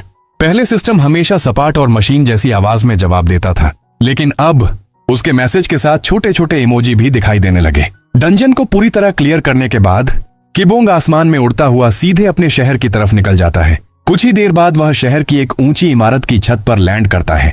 जमीन पर उतरते ही वह अपना ट्रांसपोर्टेशन मोड डीएक्टिवेट कर देता है। फिर सिस्टम से कहता है, सिस्टम, इस इलाके में सबसे नजदीकी लोकल बस स्टॉप ढूंढो। कुछ ही सेकंड में सिस्टम जवाब देता है, सर्चिंग। फिर स्क्रीन पर जानकारी आती है, नजदीकी बस स्टॉप 1.5 किलोमीटर, वहां से आर्मी बेस के लिए बस उपलब्ध है। किबोंग सिर हिलाता है और पैदल ही आगे बढ़ने लगता है। लेकिन कुछ कदम चलने के बाद अचानक सिस्टम की आवाज आती है, सर। किबोंग तुरंत रुक जाता है। कुछ सेकंड तक वह चुप रहता है, फिर पूछता है, क्या हुआ? सिस्टम पहली बार खुद उससे सवाल करता है, आप पैदल क्यों जा रहे हैं जबकि आप उड़कर भी वहां पहुंच सकते हैं? किबोंग यह सुनकर थोड़ा हैरान हो जाता है, क्योंकि इतने लंबे समय से सिस्टम सिर्फ आदेशों का जवाब देता था, लेकिन आज पहली बार उसने खुद सवाल पूछा था। किबोंग कुछ सेकंड सोचता है और फिर कहता है, लेफ्टिनेंट कर्नल ओह का आदेश है। अगर मैं शहर के ऊपर उड़ता हुआ घूमता रहा तो एयरफोर्स में अनावश्यक अफरा तफरी मच जाएगी, इसलिए आज पैदल ही जाना पड़ेगा। सिस्टम कुछ पल चुप रहता है, फिर जवाब देता है, समझ गया सर। किबोंग हल्का सा मुस्कुराता है। उसे पहली बार महसूस होता है कि सिस्टम में शायद सचमुच कुछ बदलाव आ रहा है, लेकिन अगले ही पल उसका चेहरा गंभीर हो जाता है। उसे महसूस होता है कि कोई लगातार उसका पीछा कर रहा है। किबोंग बिना पीछे देखे मन ही मन सोचता है, क्या शील्ड गिल्ड ने फिर किसी को मेरे पीछे भेजा है? वह तुरंत अपनी नई क्षमता याद करता है, ह्यूमन एनालिसिस। किबोंग पीछे मुड़ने के बजाय सिस्टम से कहता है, ह्यूमन एनालिसिस। लेकिन कुछ सेकंड बाद सिस्टम की स्क्रीन पर लाल चेतावनी दिखाई देती है, एनालिसिस फेल्ड। किबोंग की आंखें सिकुड़ जाती हैं। फेल? वह दोबारा कोशिश करता है, लेकिन परिणाम वही रहता है, एनालिसिस फेल्ड। अब मामला गंभीर था। आखिर ऐसा क्यों हो रहा था? क्या पीछे चल रहा व्यक्ति किबोंग से भी ज्यादा शक्तिशाली था, या उसके पास कोई ऐसी क्षमता थी जो सिस्टम के विश्लेषण को ब्लॉक कर रही थी? किबोंग पहली बार उस अजनबी को ध्यान से देखने की कोशिश करता है। कुछ दूरी पर एक आदमी लगातार उसके पीछे चल रहा था। उसके चेहरे पर एक अजीब सी मुस्कान थी। वह न तो हमला कर रहा था, न कुछ बोल रहा था, बस किबोंग का पीछा कर रहा था। आखिरकार किबोंग बस स्टॉप तक पहुंच जाता है। वह बेंच पर जाकर बैठ जाता है। कुछ ही सेकंड बाद वही रहस्यमयी आदमी भी वहां पहुंच जाता है। वह किबोंग को काफी देर तक घूर कर देखता है, फिर बिना कुछ कहे उसके बिल्कुल बगल में जाकर बैठ जाता है। दोनों कुछ नहीं बोलते, एक तरफ किबोंग, दूसरी तरफ वह रहस्यमयी आदमी। लेकिन माहौल में अजीब तनाव था। तभी सिस्टम की आवाज आती है, आर्मी बेस के लिए बस आ चुकी है। किबोंग तुरंत उठता है। वह उस अजनबी को पूरी तरह नजरअंदाज करता है और बस में चढ़ जाता है। कुछ सेकंड बाद बस चल पड़ती है। किबोंग खिड़की के पास बैठकर बाहर देखने लगता है, लेकिन जब वह बगल वाली सीट की तरफ देखता है तो उसकी आंखें थोड़ी बड़ी हो जाती हैं, क्योंकि वही आदमी जो अभी बस स्टॉप पर उसके पास बैठा था, अब अचानक उसके बगल वाली सीट पर बैठा हुआ था। किबोंग कुछ पल उसे देखता रहता है। अजनबी सिर्फ मुस्कुराता है और कहानी हमें अभी तक यह नहीं बताती कि वह आखिर है कौन। अब कहानी अचानक एक नए स्थान पर पहुंचती है, जायंट स्नेक स्वैम्प। यह एक खतरनाक 4 स्टार डंजन था और यहीं हम पहली बार शील्ड गिल्ड के वाइस मास्टर से मिलते हैं। उसका नाम था पार्क तेरिम, लेकिन गिल्ड में उसे एक और नाम से जाना जाता था, सोर्ड एम्परर, क्योंकि तलवार के साथ उसकी महारत इतनी खतरनाक थी कि बड़े से बड़े मॉन्स्टर भी उसके सामने ज्यादा देर टिक नहीं पाते थे। पार्क तेरिम दलदल के बीच से बेहद शांत कदमों के साथ आगे बढ़ रहा था। चारों तरफ जहरीले सांपों की आवाजें सुनाई दे रही थीं। अचानक एक विशाल सांप पेड़ों के बीच से निकलकर उस पर हमला करता है। पार्क तेरिम की आंख तक नहीं झपकती। वह अपनी विशाल तलवार निकालता है और एक ही तेज वार में उस सांप को रास्ते से हटा देता है। यह देखकर बाकी सांप भी एक साथ उसकी तरफ बढ़ने लगते हैं। चारों तरफ से हमला, लेकिन पार्क तेरिम के चेहरे पर अब भी वही शांति थी। वह अपनी तलवार घुमाता है, एक वार, फिर दूसरा, फिर तीसरा। उसकी तलवार की गति इतनी तेज थी कि सांपों को उसके हमले की दिशा समझने तक का मौका नहीं मिल रहा था। कुछ ही पलों में पूरा इलाका शांत हो जाता है। पार्क तेरिम अपनी तलवार नीचे करता है, लेकिन तभी उसकी आंखें अचानक एक दिशा में टिक जाती हैं। वह धीरे से कहता है, काफी देर से महसूस कर रहा हूं, कोई मुझे देख रहा है। वह अचानक अपनी तलवार पूरी ताकत से पेड़ों की तरफ फेंक देता है। धड़ाम! तलवार पेड़ के पास जाकर जमीन में धंस जाती है। पार्क तेरिम ठंडी आवाज में कहता है, इतनी देर से छिपे हो तो अब बाहर भी आ जाओ। कुछ सेकंड तक कोई जवाब नहीं आता। फिर पेड़ के पीछे से एक व्यक्ति धीरे धीरे बाहर निकलता है। वह कोई और नहीं शील्ड गिल्ड का डायरेक्टर था। पार्क तेरिम उसे देखकर अपनी तलवार वापस खींच लेता है। उसकी आंखों में अब सावधानी थी, क्योंकि वह जानता था डायरेक्टर का इस डंजन में यूं अकेले आना कोई संयोग नहीं हो सकता। पार्क तेरिम शांत आवाज में पूछता है, तुम यहां क्या कर रहे हो? डायरेक्टर हल्की मुस्कान के साथ उसकी ओर देखता है। मैं भी तुमसे यही सवाल पूछ सकता हूं। दोनों कुछ सेकंड तक एक दूसरे को देखते रहते हैं, लेकिन उनकी बातचीत से साफ था कि यह सिर्फ एक सामान्य मुलाकात नहीं थी। पार्क तेरिम कुछ सेकंड तक डायरेक्टर को घूरता रहता है, फिर हल्की सी मुस्कान के साथ कहता है, तुम हमेशा की तरह डरपोक अंदाज में ही एंट्री करते हो। डायरेक्टर हल्का सा हंसता है, हाँ, गिल्ड मास्टर, आपकी जुबान अभी भी उतनी ही कड़वी है जितनी पहले थी। फिर वह आसपास फैले विशाल सांपों की तरफ इशारा करता है। वैसे भी इन सांपों का जहर साधारण नहीं है, ये हमारे हथियारों और उपकरणों तक को खराब कर सकता है। आप जानते हैं कि गिल्ड के संसाधन असीमित नहीं है। पार्क तेरिम का चेहरा गंभीर हो जाता है। वह अपनी तलवार को वापस रखता है और धीमी आवाज में कहता है, अब सीधे मुद्दे पर आओ। तुम यहां क्या कर रहे हो? मैंने साफ कहा था, जब तक कोई बहुत जरूरी या अर्जेंट काम ना हो, मुझे डंजन के अंदर परेशान मत करना। डायरेक्टर कुछ पल शांत रहता है, फिर बेहद संयमित आवाज में कहता है, शायद आपको अभी तक खबर नहीं मिली। खैर, आप हमेशा डंजन के अंदर रहते हैं। बाहरी दुनिया में क्या चल रहा है उससे आपका संपर्क वैसे भी कम रहता है। वह एक कदम आगे बढ़ता है, इसलिए मैं बात को घुमाऊंगा नहीं। एक आदमी है जिसे हमें रास्ते से हटाना होगा। पार्क तेरिम के चेहरे पर कोई खास प्रतिक्रिया नहीं आती। वह बेपरवाही से कहता है, ऐसे छोटे मोटे कामों के लिए हमारी स्काउट टीम है, उन्हें भेज दो। डायरेक्टर का चेहरा थोड़ा गंभीर हो जाता है। हमने कोशिश की थी। पार्क उसकी तरफ देखता है। डायरेक्टर आगे कहता है, लेकिन स्काउट टीम बुरी तरह नाकाम रही। वे उस आदमी को छू तक नहीं पाए, बल्कि हमारी पूरी स्काउट टीम तबाह हो गई। यह सुनते ही पार्क तेरिम की आंखों में पहली बार गंभीरता दिखाई देती है, क्योंकि वह स्काउट टीम को अच्छी तरह जानता था। यह शील्ड गिल्ड की कोई सामान्य टीम नहीं थी। यह एक विशेष यूनिट थी जिसे खास तौर पर खिलाड़ियों के खिलाफ लड़ने के लिए तैयार किया गया था। उनके सदस्यों को वर्षों तक विशेष प्रशिक्षण दिया गया था। उन्हें गिल्ड के सबसे अच्छे हथियार और उपकरण दिए गए थे, और सबसे महत्वपूर्ण बात, आज तक उनका कोई मिशन पूरी तरह असफल नहीं हुआ था।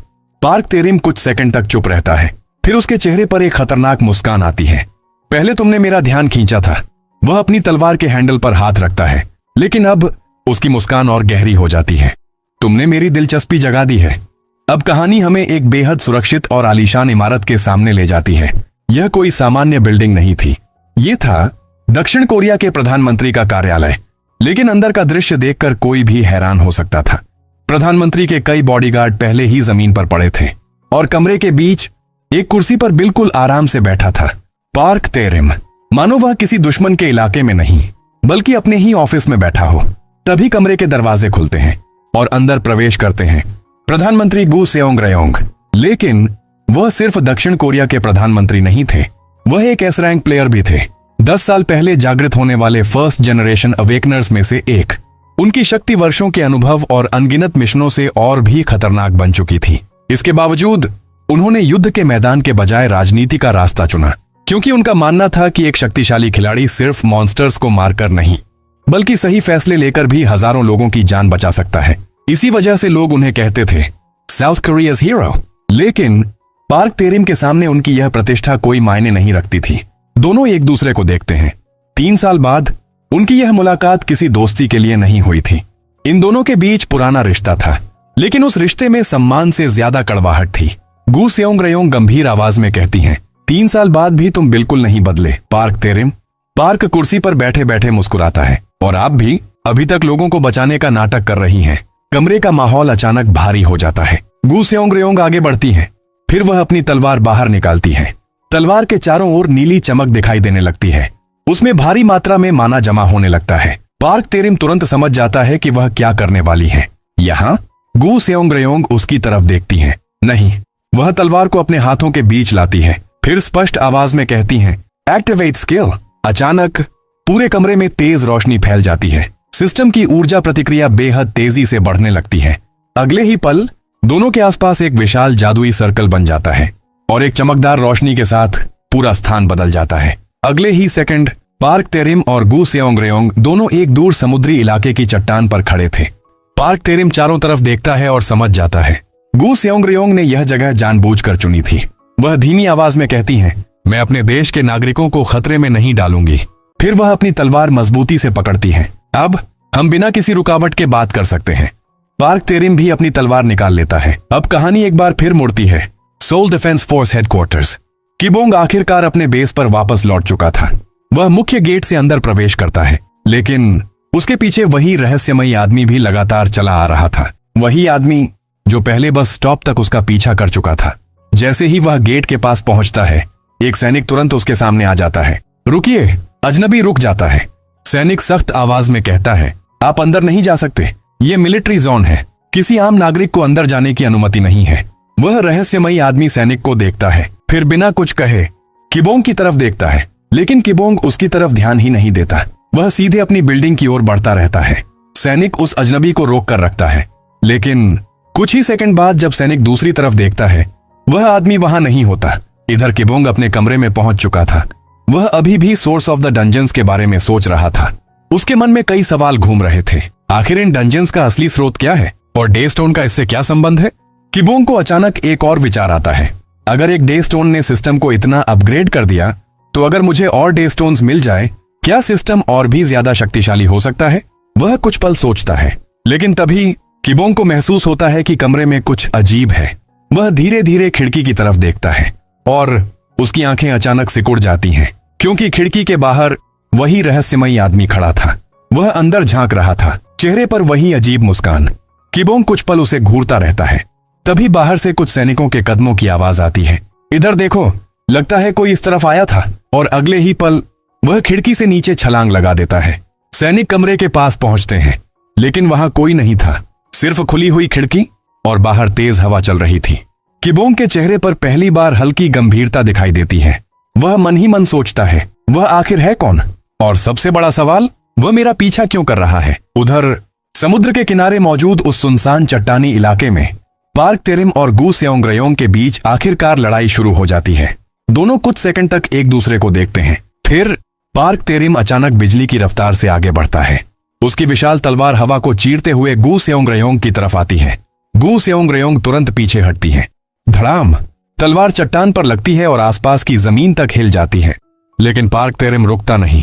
वह लगातार अपनी गति बदलते हुए एक के बाद एक वार करता जाता है। गू सेओंग बड़ी मुश्किल से उसके हमलों को डॉज कर रही थी। एक पल के लिए वह तलवार रोकते हुए कहता है, मैं तुम्हें मारना नहीं चाहता। गू सेओंग उसकी तरफ देखती है। पार्क आगे कहता है, मुझे सिर्फ किम किबोंग चाहिए, उसे मेरे हवाले कर दो और यह लड़ाई यहीं खत्म हो जाएगी। यह सुनते ही गू सेओंग की आंखों में गुस्सा साफ दिखाई देने लगता है। अब उन्हें पूरी सच्चाई समझ आ चुकी थी। शील्ड गिल्ड की परेशानी की असली वजह किम किबोंग था। पिछले कुछ समय में किबोंग ने अकेले ही इतने सारे डंजन ब्रेक संभाल लिए थे कि सरकार की शील्ड गिल्ड पर निर्भरता लगभग खत्म हो गई थी। नतीजा, सरकार ने गिल्ड के साथ अपना सुरक्षा कॉन्ट्रैक्ट रिन्यू नहीं किया और इसके साथ ही गिल्ड को मिलने वाला बड़ा आर्थिक फायदा भी बंद हो गया। अब शील्ड गिल्ड आर्थिक और राजनीतिक दबाव में था, इसीलिए उन्होंने पहले किबोंग को अपने साथ मिलाने की कोशिश की। उसे पैसा, पद और शोहरत तक देने का प्रस्ताव रखा, लेकिन किबोंग ने उनकी बात मानने से इनकार कर दिया। उल्टा उसने उनकी पूरी स्काउट टीम को हरा दिया। अब गिल्ड के पास सिर्फ एक रास्ता बचा था, किबोंग को खत्म करना। गू सेओंग यह सब समझते ही गुस्से में कहती हैं, तो यह सब सिर्फ तुम्हारे गिल्ड के फायदे के लिए हो रहा है? पार्क तेरिम शांत आवाज में जवाब देता है, तुम इसे जो नाम देना चाहो दे सकती हो, मुझे सिर्फ अपना काम पूरा करना है। यह सुनते ही गू सेओंग का गुस्सा अपनी सीमा पार कर जाता है। वह पार्क तेरिम को घूरते हुए कहती हैं, छोटे तेरिम। पार्क की आंखें सिकुड़ जाती हैं। यह वही नाम था जिससे गू सेओंग उसे पुराने दिनों में बुलाया करती थी, लेकिन अब उस नाम में अपनापन नहीं था, बल्कि एक चुनौती थी। गू सेओंग अपनी तलवार उठाती हैं। उसके चारों ओर भारी मात्रा में माना जमा होने लगता है। वह कहती हैं, लगता है तुम्हें पुराने दिनों का एक सबक फिर से याद दिलाना पड़ेगा। अगले ही पल वह अपना एक्सप्लोजन स्किल सक्रिय कर देती हैं। बूम! एक जबरदस्त विस्फोट होता है। चारों तरफ धूल और चट्टानों के टुकड़े उड़ने लगते हैं। पार्क तेरिम समय रहते पीछे हट जाता है, लेकिन गू सेओंग उसे कोई मौका नहीं देती। वह तुरंत दूसरा स्पेल तैयार करती है। आग जैसी चमकदार ऊर्जा उनके सामने इकट्ठी होने लगती है। फिर एक शक्तिशाली फायर स्पेल सीधे पार्क तेरिम की तरफ बढ़ता है। पार्क तेरिम अचानक ऊंची छलांग लगाता है। वह हवा में ही अपनी मुट्ठी कसता है, फिर पूरी ताकत से जमीन पर वार करता है। धड़ाम! उसके हमले से निकलने वाली माना ऊर्जा जमीन के रास्ते आगे बढ़ती है और गू सेओंग के फायर स्पेल से टकरा जाती है। अगले ही पल फायर स्पेल की दिशा बदल जाती है। वह ऊर्जा पलटकर दूर जा गिरती है। गू सेओंग रयोंग यह देखकर कुछ पल के लिए हैरान रह जाती हैं। लेकिन पार्क तेरिम के चेहरे पर कोई खुशी नहीं थी। वह धीरे धीरे अपनी जेब में हाथ डालता है और वहां से एक काला पत्थर निकालता है। गू सेओंग रयोंग तुरंत समझ जाती हैं कि कुछ गड़बड़ है। वह कहती हैं, पार्क तेरिम। पार्क उस पत्थर को देखते हुए कहता है, अब मुझे किसी की अनुमति की जरूरत नहीं। फिर वह सीधे उनकी तरफ देखता है। मैं खुद किम किबोंग को ढूंढूंगा। कुछ पल रुककर वह कहता है, और खुद उसे खत्म करूंगा। यह सुनते ही गू सेओंग रयोंग बिना एक पल गंवाए उसकी तरफ दौड़ पड़ती हैं। उनकी तलवार पर फिर से माना इकट्ठा होने लगता है। लेकिन पार्क तेरिम पहले ही अपनी योजना बना चुका था। वह अपने हाथ में मौजूद काले पत्थर को कसकर पकड़ता है और अगले ही पल क्रैक, पत्थर टूट जाता है। उससे अचानक एक बेहद तेज रोशनी निकलती है। गू सेओंग रयोंग अपना हमला लेकर उसके बेहद करीब पहुंच चुकी थी, लेकिन बहुत देर हो चुकी थी। तेज रोशनी पूरे इलाके को ढक लेती है। कुछ सेकंड बाद सब कुछ शांत हो जाता है। पार्क तेरिम वहां नहीं था। वह उस रहस्यमयी पत्थर की मदद से वहां से गायब हो चुका था। गू सेओंग रयोंग अपनी तलवार पकड़े वहीं खड़ी रह जाती हैं। वह दूर समुद्र की तरफ देखती हैं। उनके चेहरे पर गुस्सा और चिंता दोनों साफ दिखाई देते हैं। वह धीरे से कहती हैं, पार्क तेरिम, अगर तुम किबोंग के पीछे गए तो इस बार मैं तुम्हें रोक कर रहूंगी। इधर यही वह शख्स था जो पिछले कई दिनों से लगातार किबोंग का पीछा कर रहा था। लेकिन इस बार हालात थोड़े अलग थे। वह आदमी अब सोल डिफेंस फोर्स हेडक्वार्टर्स के बाहर जमीन पर बैठा हुआ था और उसके हाथ पैर रस्सियों से बंधे हुए थे। तभी किबोंग वहां पहुंचता है। वह उस आदमी को देखकर कुछ पल रुकता है, फिर सैनिकों की तरफ देखकर पूछता है, तुम लोगों ने इसे कैसे पकड़ा? सैनिक एक दूसरे की तरफ देखते हैं। फिर उनमें से एक जवाब देता है, सर, सच कहें तो हमें इसे पकड़ने के लिए कुछ करना ही नहीं पड़ा। किबोंग हैरान होकर पूछता है, मतलब? कहानी की शुरुआत होती है सोल डिफेंस फोर्स हेडक्वार्टर्स से, जहां सुबह सुबह एक अजीब नजारा देखने को मिलता है। किबोंग के कमरे के ठीक बाहर वही रहस्यमयी लड़का चुपचाप खड़ा था। यही वह शख्स था जो पिछले कई दिनों से लगातार किबोंग का पीछा कर रहा था। लेकिन इस बार हालात थोड़े अलग थे। वह आदमी अब सोल डिफेंस फोर्स हेडक्वार्टर्स के बाहर जमीन पर बैठा हुआ था और उसके हाथ पैर रस्सियों से बंधे हुए थे। तभी किबोंग वहां पहुंचता है। वह उस आदमी को देखकर कुछ पल रुकता है, फिर सैनिकों की तरफ देखकर पूछता है, तुम लोगों ने इसे कैसे पकड़ा? सैनिक एक दूसरे की तरफ देखते हैं। फिर उनमें से एक जवाब देता है, सर, सच कहें तो हमें इसे पकड़ने के लिए कुछ करना ही नहीं पड़ा। किबोंग हैरान होकर पूछता है, मतलब? सैनिक बताता है, यह आदमी खुद मुख्यालय के गेट के सामने आया था, फिर वहीं खड़ा हो गया और उसके बाद से एक कदम भी नहीं हिला।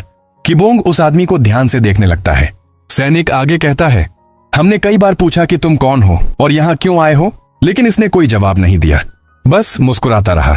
इसलिए हमें लगा कि शायद यह कोई खतरा पैदा कर सकता है, तो हमने इसे रस्सियों से बांध दिया। लेकिन सबसे अजीब बात यह थी, वह आदमी बिल्कुल डरा हुआ नहीं था। उसके हाथ पैर बंधे थे, फिर भी उसके चेहरे पर वही अजीब सी मुस्कान थी। किबोंग उसकी तरफ देखते हुए पूछता है, तुम मेरा पीछा क्यों कर रहे हो? लड़का उसकी तरफ देखकर मुस्कुराता है, फिर बिल्कुल बेफिक्र अंदाज में कहता है, मैं तुम्हें देखना चाहता था किबोंग। किबोंग की भौहें सिकुड़ जाती हैं। तुम मुझे जानते हो? लड़का हंसते हुए जवाब देता है, हाँ बिल्कुल। लेकिन अगली बात सुनकर किबोंग के होश उड़ जाते हैं। वह लड़का कहता है, मुझे पता है कि तुम रिफ्ट से बाहर आए हो। आसपास खड़े सैनिक भी एक दूसरे की तरफ देखने लगते हैं, क्योंकि रिफ्ट के बारे में जानकारी बेहद सीमित थी और किबोंग ने भी इस रहस्य को अपने तक ही रखा था। किबोंग गंभीर आवाज में पूछता है, तुम्हें इसके बारे में कैसे पता? लेकिन लड़का सीधा जवाब देने के बजाय मुस्कुरा देता है। वह कहता है, यही तो वजह है कि मैं तुम्हारे पीछे आया हूं। मैं जानना चाहता हूं कि उस रिफ्ट से आखिर बाहर क्या निकला है। किबोंग उसकी बात ध्यान से सुनता है। अब उसके दिमाग में सिर्फ एक सवाल था, आखिर यह लड़का है कौन? तभी वह लड़का एक और अजीब बात कह देता है, मैं तुम्हारे साथ रहना चाहता हूं। यह सुनते ही टीम का वाइस कैप्टन आगे बढ़ता है। वह अपनी तलवार निकालकर उसकी गर्दन के पास रोक देता है और गुस्से में कहता है, यह कोई घूमने की जगह नहीं है, यह मिलिट्री बेस है। तुम यहाँ अपनी मर्जी से नहीं रह सकते। लड़का तलवार देखकर भी नहीं घबराता, बल्कि बड़ी मासूमियत से कहता है, तो मुझे भी सोल्जर बना दो। वाइस कैप्टन का गुस्सा और बढ़ जाता है। वह कहता है, सैनिक बनना इतना आसान नहीं है। फिर वह उसे एक चुनौती देता है, अगर सच में हमारी टीम में शामिल होना है तो पहले मुझसे लड़कर जीतना होगा। लड़का कुछ पल उसे देखता है, फिर मजाकिया अंदाज में पूछता है, क्या टीम के बाकी लोगों ने भी आपको हराकर ही इसे ज्वाइन किया था? वाइस कैप्टन का चेहरा बदल जाता है। वह चिढ़कर कहता है, हाँ बिल्कुल। फिर थोड़ी अकड़ के साथ बोलता है, क्योंकि मैं इस टीम में सबसे कमजोर हूं, ये सुनकर आसपास खड़े सैनिकों के चेहरे पर अजीब सी मुस्कान आ जाती है। कुछ ही देर बाद दोनों ग्राउंड में आमने सामने खड़े होते हैं। वाइस कैप्टन अपनी पोजीशन लेता है। वह लड़के से कहता है, पहला हमला तुम करो। कंग हुई शांत खड़ा रहता है। वाइस कैप्टन को लगता है कि सामने वाला लड़का शायद डर गया है, इसलिए वह खुद आगे बढ़ता है। उसकी मुट्ठी तेजी से कंग हुई की तरफ बढ़ती है, लेकिन तभी कंग हुई का पूरा रवैया बदल जाता है। वह एक पैर पीछे करता है, अपनी मुट्ठी कसता है और अचानक उसके शरीर से जबरदस्त दबाव महसूस होने लगता है। वाइस कैप्टन के चेहरे का रंग उड़ जाता है। ये क्या है? उसे महसूस हो जाता है कि सामने खड़ा लड़का बिल्कुल सामान्य इंसान नहीं है। कंग हुई अपनी पूरी ताकत से आगे बढ़ता है। उसकी मुट्ठी वाइस कैप्टन की तरफ जाती है, लेकिन तभी किबोंग बीच में आ जाता है। और सबसे हैरान करने वाली बात, किबोंग उस हमले को सिर्फ अपनी एक उंगली से रोक देता है। पूरा ग्राउंड कुछ सेकंड के लिए शांत हो जाता है। कंग हुई की आंखें पहली बार बड़ी हो जाती हैं। वह मन ही मन सोचता है, जैसा मैंने सोचा था, इसकी ताकत मेरी कल्पना से भी कहीं ज्यादा है। किबोंग बिल्कुल शांत रहता है। वह कंग हुई की तरफ हाथ बढ़ाते हुए कहता है, मैं हूं किबोंग किम। फिर पूछता है, और तुम कौन हो? कंग हुई मुस्कुराता है, मेरा नाम कंग हुई है। वाइस कैप्टन अभी भी पीछे हटने को तैयार नहीं था। वह दोबारा कंग हुई से भिड़ने के लिए आगे बढ़ता है, लेकिन किबोंग तुरंत उसे रोक देता है। किबोंग शांत आवाज में कहता है, किसी प्रतिद्वंद्वी की ताकत को समझना भी एक महत्वपूर्ण कौशल है। फिर वह वाइस कैप्टन की तरफ देखता है। अपनी सीमा जानना कमजोरी नहीं है। यह सुनकर वाइस कैप्टन कुछ पल चुप रहता है, फिर आखिरकार पीछे हट जाता है। लेकिन कंग हुई के चेहरे पर अभी भी वही मुस्कान थी। वह किबोंग से पूछता है, अभी तुमने जो कहा, क्या तुम मेरी ताकत को पहचान रहे थे?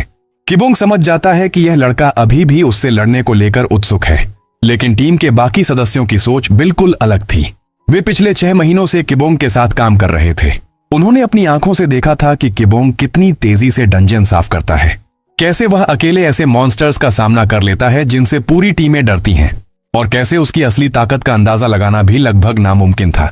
इसलिए टीम के ज्यादातर लोगों के मन में एक ही बात थी, कंग हुई भले ही बेहद ताकतवर हो, लेकिन कैप्टन किबोंग के स्तर तक पहुंचना अभी उसके लिए बहुत दूर की बात थी। कंग हुई अचानक अपनी फाइटिंग स्टैंस में आ जाता है। उसके चेहरे पर वही पुरानी मुस्कान थी।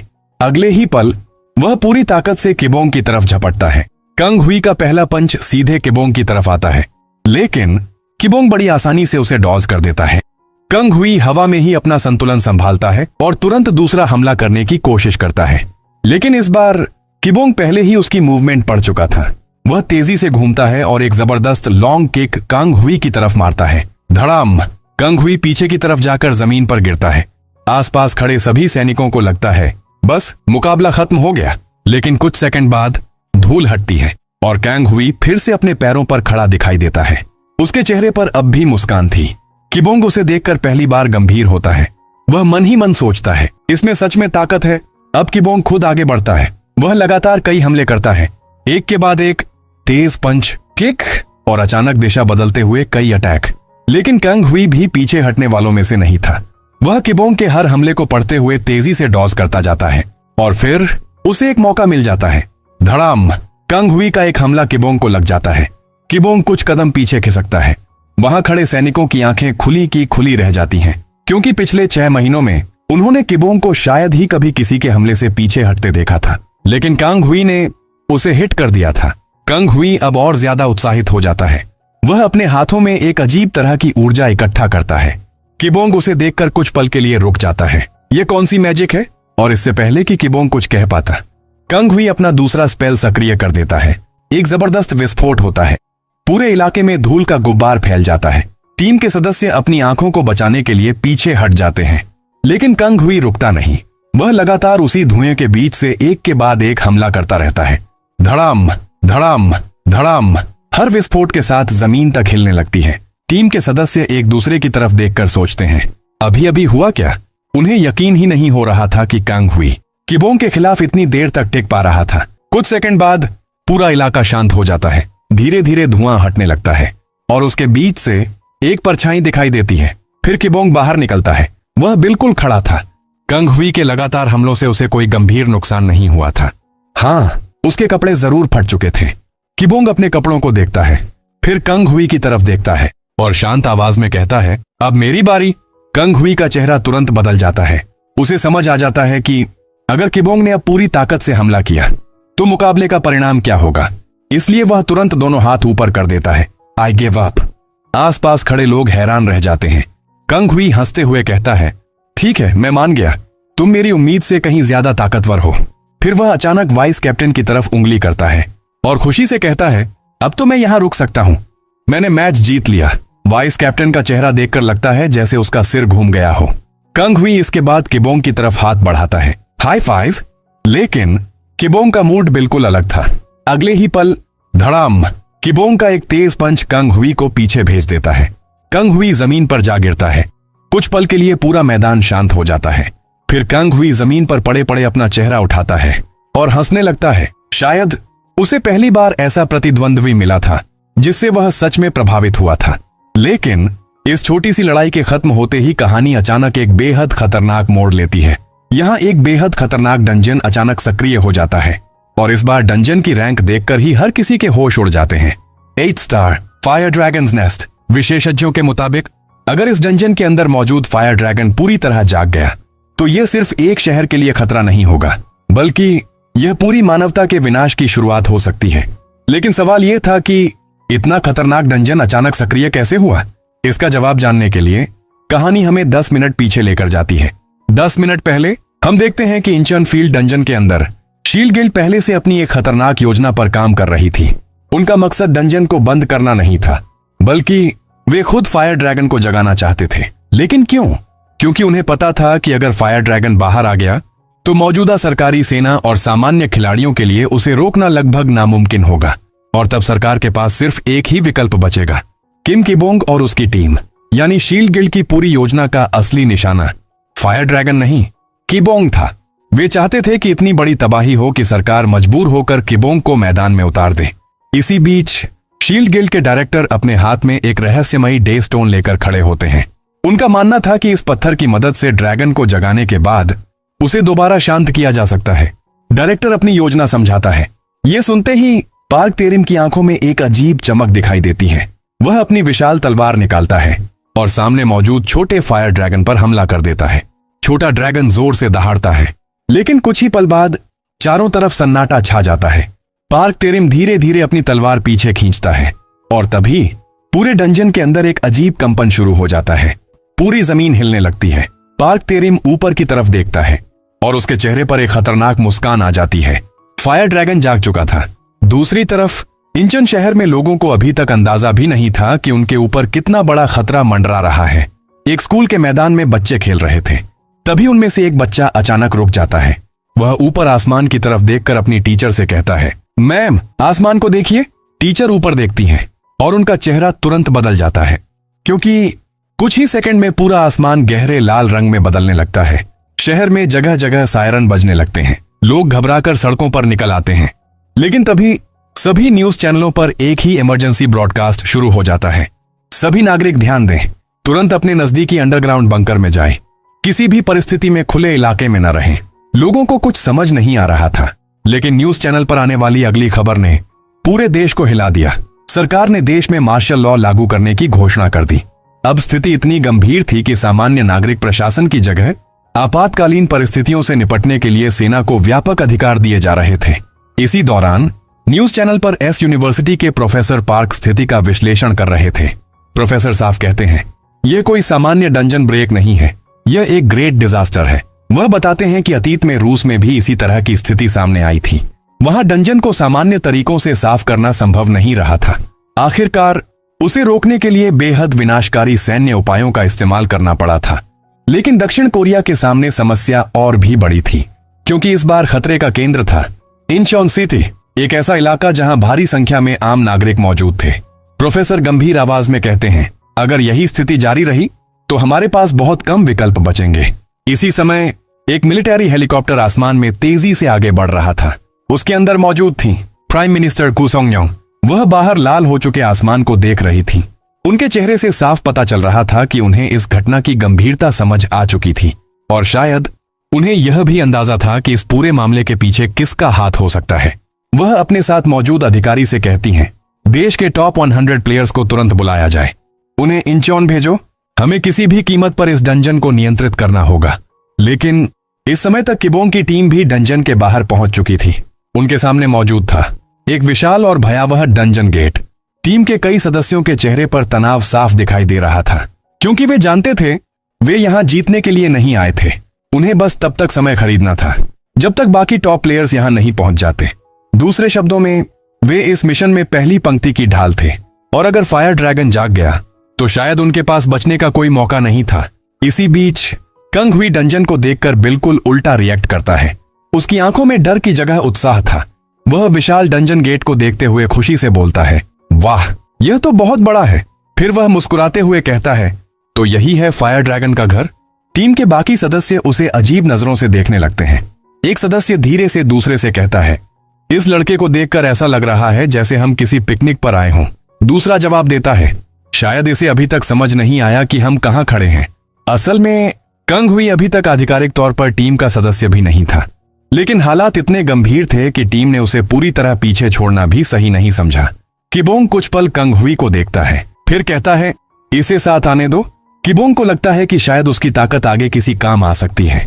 कंग हुई यह सुनकर और भी खुश हो जाता है, लेकिन जैसे ही किबोंग और उसकी टीम डंजन गेट के अंदर कदम रखने की कोशिश करती है, कुछ अजीब होता है। अचानक पूरे गेट में ऊर्जा की लहर दौड़ जाती है, हुश, और अगले ही पल किबोंग की पूरी टीम को किसी अदृश्य शक्ति से पीछे धकेल दिया जाता है। वे डंजन के अंदर जाने के बजाय सीधे बाहर फेंक दिए जाते हैं। सभी सैनिक हैरान रह जाते हैं, क्योंकि किबोंग और कंग हुई पहले ही डंजन के अंदर प्रवेश कर चुके थे। अब दोनों के सामने एक और बड़ी समस्या थी। किबोंग पीछे मुड़कर देखता है, उसकी पूरी टीम डंजन के बाहर ही रह गई थी। किबोंग कुछ पल के लिए हैरान होता है। वह सोचता है, आखिर ये लोग अंदर क्यों नहीं आ पाए। उसे धीरे धीरे समझ आने लगता है कि शायद अब फायर ड्रैगन के खिलाफ यह लड़ाई उसे अकेले ही लड़नी पड़ेगी। लेकिन तभी पीछे से कोई चीज इतनी तेज रफ्तार से किबोंग की तरफ आती है कि उसे संभलने का भी मुश्किल से समय मिलता है। किबोंग तुरंत पीछे मुड़ता है और देखता है एक आदमी अपनी विशाल तलवार के साथ उसके बेहद करीब पहुंच चुका था। किबोंग तुरंत अपनी बॉडी एनहांसमेंट स्किल सक्रिय करता है। वह अपने हाथ को आगे करके उस हमले को रोकने की कोशिश करता है, लेकिन स्लैश, हमला उसकी रक्षा को पार कर जाता है। किबोंग कुछ कदम पीछे खिसक जाता है। उसके शरीर पर चोट का निशान दिखाई देता है। सबसे हैरान करने वाली बात यह थी कि सिस्टम उस हमले को समय रहते डिटेक्ट तक नहीं कर पाया था। किबोंग की आंखें सिकुड़ जाती हैं। वह सामने खड़े आदमी को ध्यान से देखता है और फिर उसे उसके शरीर पर बना हुआ निशान दिखाई देता है, शील्ड गिल्ड। किबोंग समझ जाता है, तो तुम लोग यहां भी पहुंच गए। लेकिन दूसरी तरफ बाहर की दुनिया में पूरे देश में इमरजेंसी अलर्ट्स भेजे जा रहे थे। एक प्लेयर चेओन यूबिन किसी ऊंची इमारत की छत पर खड़ा आसमान की तरफ देख रहा था। वह मन ही मन सोचता है, क्या फायर ड्रैगन सच में जाग चुका है। तभी उसके मोबाइल पर इमरजेंसी नोटिफिकेशन आता है। उधर एक और लड़की यूई अपने फोन पर लाइव स्ट्रीमिंग कर रही थी। अचानक उसके मोबाइल पर भी वही इमरजेंसी अलर्ट दिखाई देता है। वह स्क्रीन देखकर चौंक जाती है। इसी तरह देश के अलग अलग हिस्सों में मौजूद कई प्लेयर्स को एक ही संदेश मिलने लगता है, रैंक अलग, जगह अलग, लेकिन वार्निंग एक ही, 8 star dungeon emergency, fire dragons nest activated. वापस डंजन के अंदर किबोंग अभी भी उस हमले को समझने की कोशिश कर रहा था। उसका सबसे बड़ा सवाल था, मेरा डिफेंस उस हमले को रोक क्यों नहीं पाया। तभी सामने खड़ा आदमी धीरे धीरे अपनी तलवार नीचे करता है। वही इंसान जिसे दुनिया सोर्ड एम्परर के नाम से जानती थी। पार्क तेरिम किबोंग को देखकर हल्की हंसी हंसता है। वह कहता है, मैंने तुम्हारे बारे में बहुत कुछ सुना था किम किबोंग। सच कहूं तो मुझे तुमसे काफी उम्मीदें थीं। वह अपनी तलवार उठाता है, लेकिन मैं निराश हूं। फिर उसकी आवाज अचानक गंभीर हो जाती है, किबोंग, तुम आज यहीं मरोगे। किबोंग उसकी तरफ देखता है, लेकिन उसका ध्यान अभी भी फायर ड्रैगन की तरफ था। वह शांत आवाज में कहता है, मेरे पास तुम्हारे साथ लड़ने का समय नहीं है।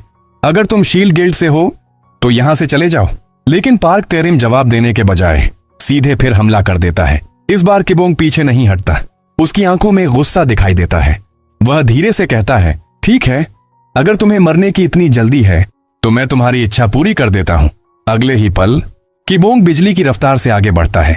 उसकी मुट्ठी में इतनी ताकत जमा होती है कि आसपास की हवा तक भारी महसूस होने लगती है। फिर एक जबरदस्त टक्कर होती है। पूरा इलाका कुछ पल के लिए हिल जाता है। धूल और धुआं चारों तरफ फैल जाता है। कुछ सेकंड तक किसी को कुछ दिखाई नहीं देता। फिर धीरे धीरे धुआं हटता है और जो दृश्य सामने आता है उसे देखकर हर कोई हैरान रह जाता है। किबोंग घुटनों के बल जमीन पर था और उसके सामने पार्क तेरिम अपनी तलवार आगे किए खड़ा था। तभी डंजन के अंदर एक और शख्स की एंट्री होती है। यह था शील्ड गिल्ड का डायरेक्टर। किबोंग की हालत देखकर वह जोर जोर से हंसने लगता है। हा हा हा, आखिरकार हमने उसे रोक ही दिया। लेकिन डंजन के बाहर स्थिति बिल्कुल अलग थी।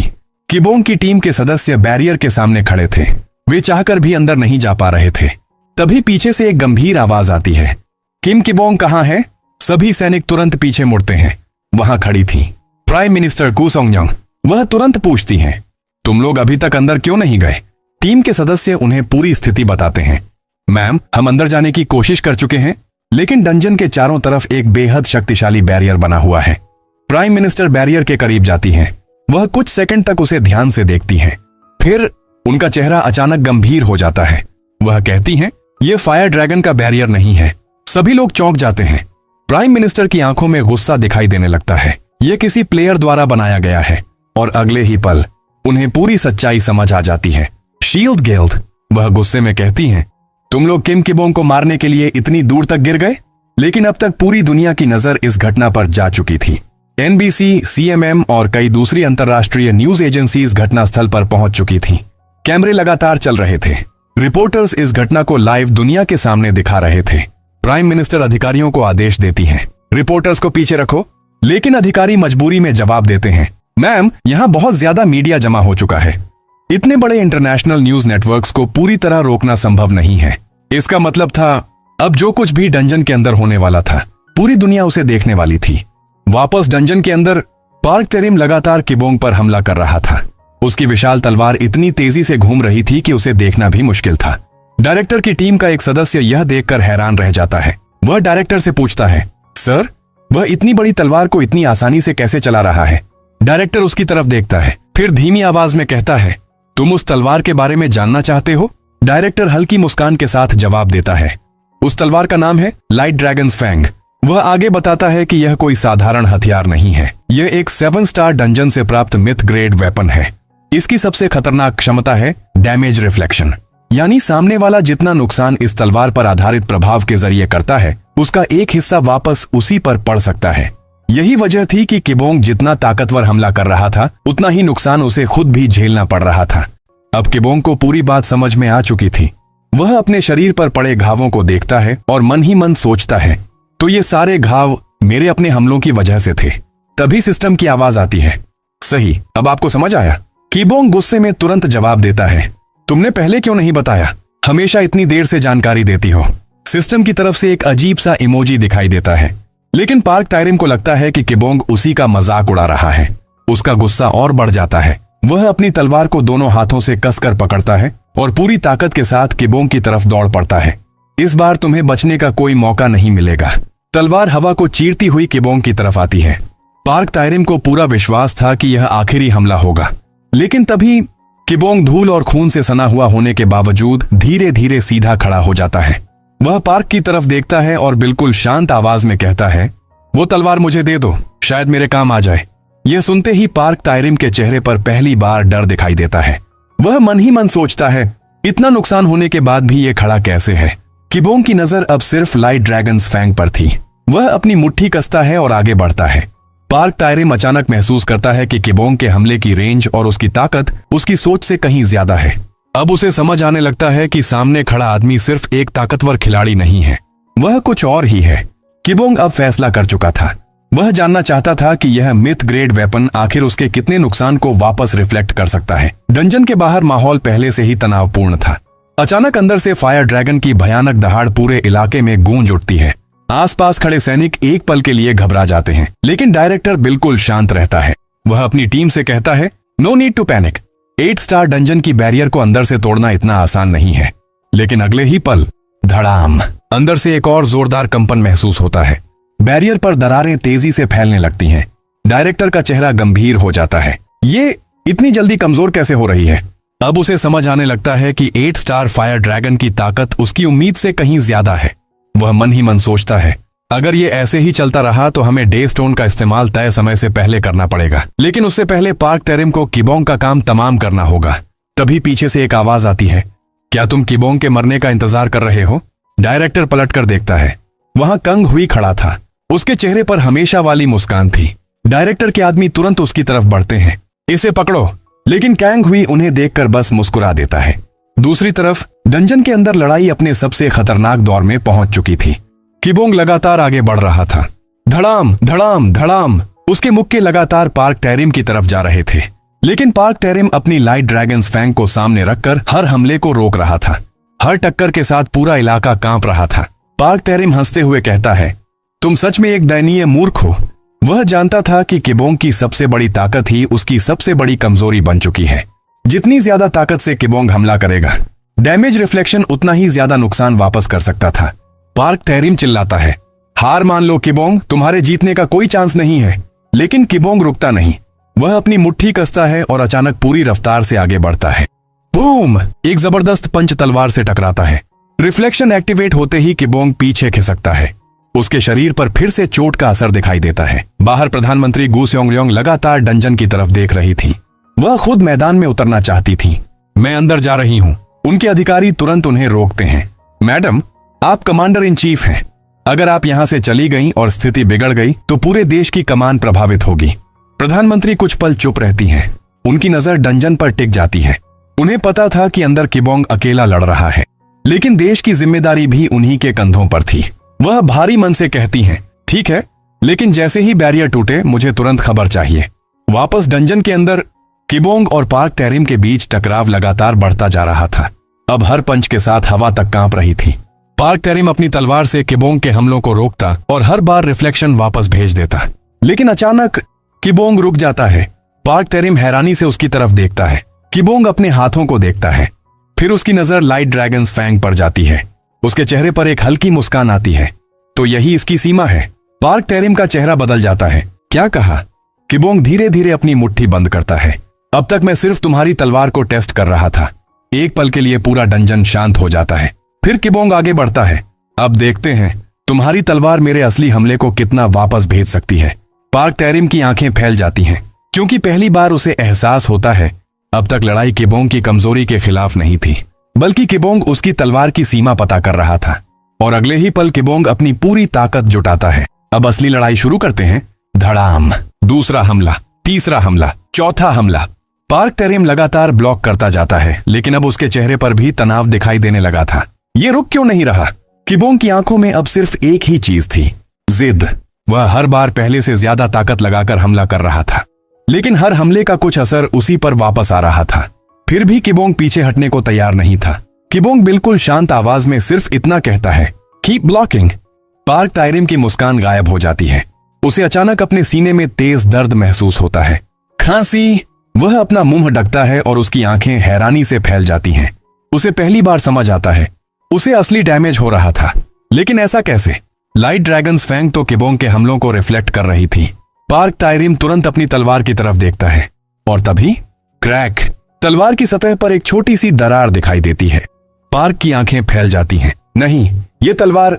हर हमले के साथ लाइट ड्रैगन्स फैंग कमजोर हो रही थी, और जैसे जैसे तलवार की क्षमता टूट रही थी, वैसे वैसे किबोंग के हमलों का असली प्रभाव पार्क टैरिम तक पहुंचने लगा था। पार्क टैरिम घुटनों के बल बैठ जाता है। किबोंग उसके सामने खड़ा होता है। उसकी आवाज पहले से कहीं ज्यादा भारी थी। अब इस पंच को ब्लॉक करो। और अगले ही पल बूम! पहला पंच। तलवार फिर कांप उठती है। पार्क टैरिम पीछे खिसक जाता है। बूम! दूसरा पंच। तलवार पर दरारें और फैल जाती हैं। पार्क अब मुश्किल से उसे संभाल पा रहा था। बूम! तीसरा पंच। पूरी जमीन तक हिल जाती है। पार्क टैरिम समझ जाता है कि अगला हमला उसकी तलवार के लिए आखिरी हो सकता है, लेकिन किबोंग रुकता नहीं।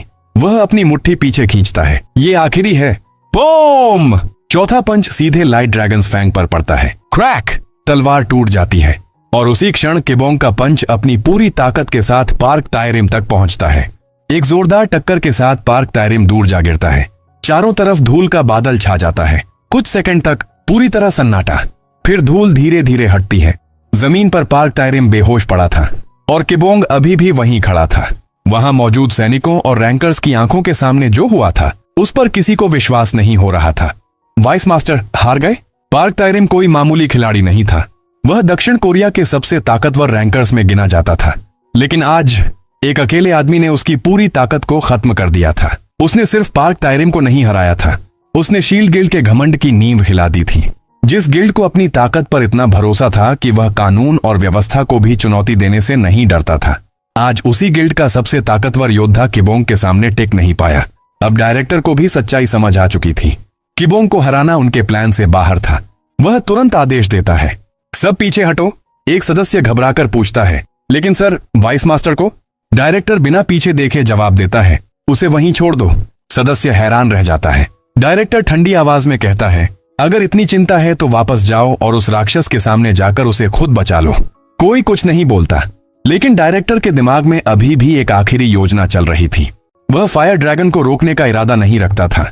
वह चाहता था कि ड्रैगन बाहर निकले, तबाही फैलाए, और जब पूरी दुनिया मदद के लिए चिल्लाए तभी शील्ड गिल्ड डेस्टोन लेकर सामने आए। वे ड्रैगन को फिर से सील कर देंगे और पूरी दुनिया के सामने खुद को हीरो साबित कर देंगे। किबोंग की मौत को वे एक बलिदान की कहानी बना देते। लेकिन अब एक समस्या थी, किबोंग जिंदा था, और उससे भी बड़ी समस्या, किबोंग अब सब कुछ जान चुका था। डायरेक्टर दूर से फायर ड्रैगन्स नेस्ट की तरफ देखता है और धीमे से कहता है, अगर किबोंग हमें रोकने के लिए वापस आया तो इस बार उसे सिर्फ पार्क टेरिम से नहीं लड़ना होगा। वह अपनी मुट्ठी कसता है, उसे पूरे शील्ड गिल्ड से लड़ना होगा। उसी समय डंजन के भीतर से फायर ड्रैगन की एक और भयानक दहाड़ सुनाई देती है, और इस बार डंजन बैरियर में एक विशाल दरार पड़ जाती है। डायरेक्टर की आंखों में फिर वही खतरनाक मुस्कान लौट आती है। अब असली तबाही शुरू होगी। अब कांग हुई तेजी से किबोंग के पास पहुंचता है। उसके चेहरे पर चिंता साफ दिखाई दे रही थी। वह किबोंग को देखकर तुरंत पूछता है कि क्या अब वे शील्ड गिल्ड के पीछे जाएंगे।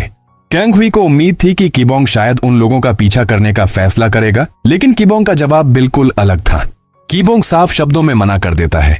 वह कहता है कि भागते हुए लोगों का पीछा करने से ज्यादा जरूरी उस बैरियर को बचाना है जो अब टूटने की कगार पर पहुंच चुका है। उधर शील्ड गिल्ड भी अपनी योजना के मुताबिक आगे बढ़ रही थी। जैसे ही वे अपना दूसरा बैरियर हटाते हैं, वहां मौजूद लोगों में अचानक अफरा तफरी मच जाती है। एक आदमी घबराकर चिल्लाता है, देखो बैरियर हट गया। उसकी आवाज सुनकर आसपास मौजूद लोग भी उस तरफ देखने लगते हैं। कुछ लोग डर जाते हैं और सोचने लगते हैं कि शायद अब डंजन ब्रेक शुरू होने वाला है।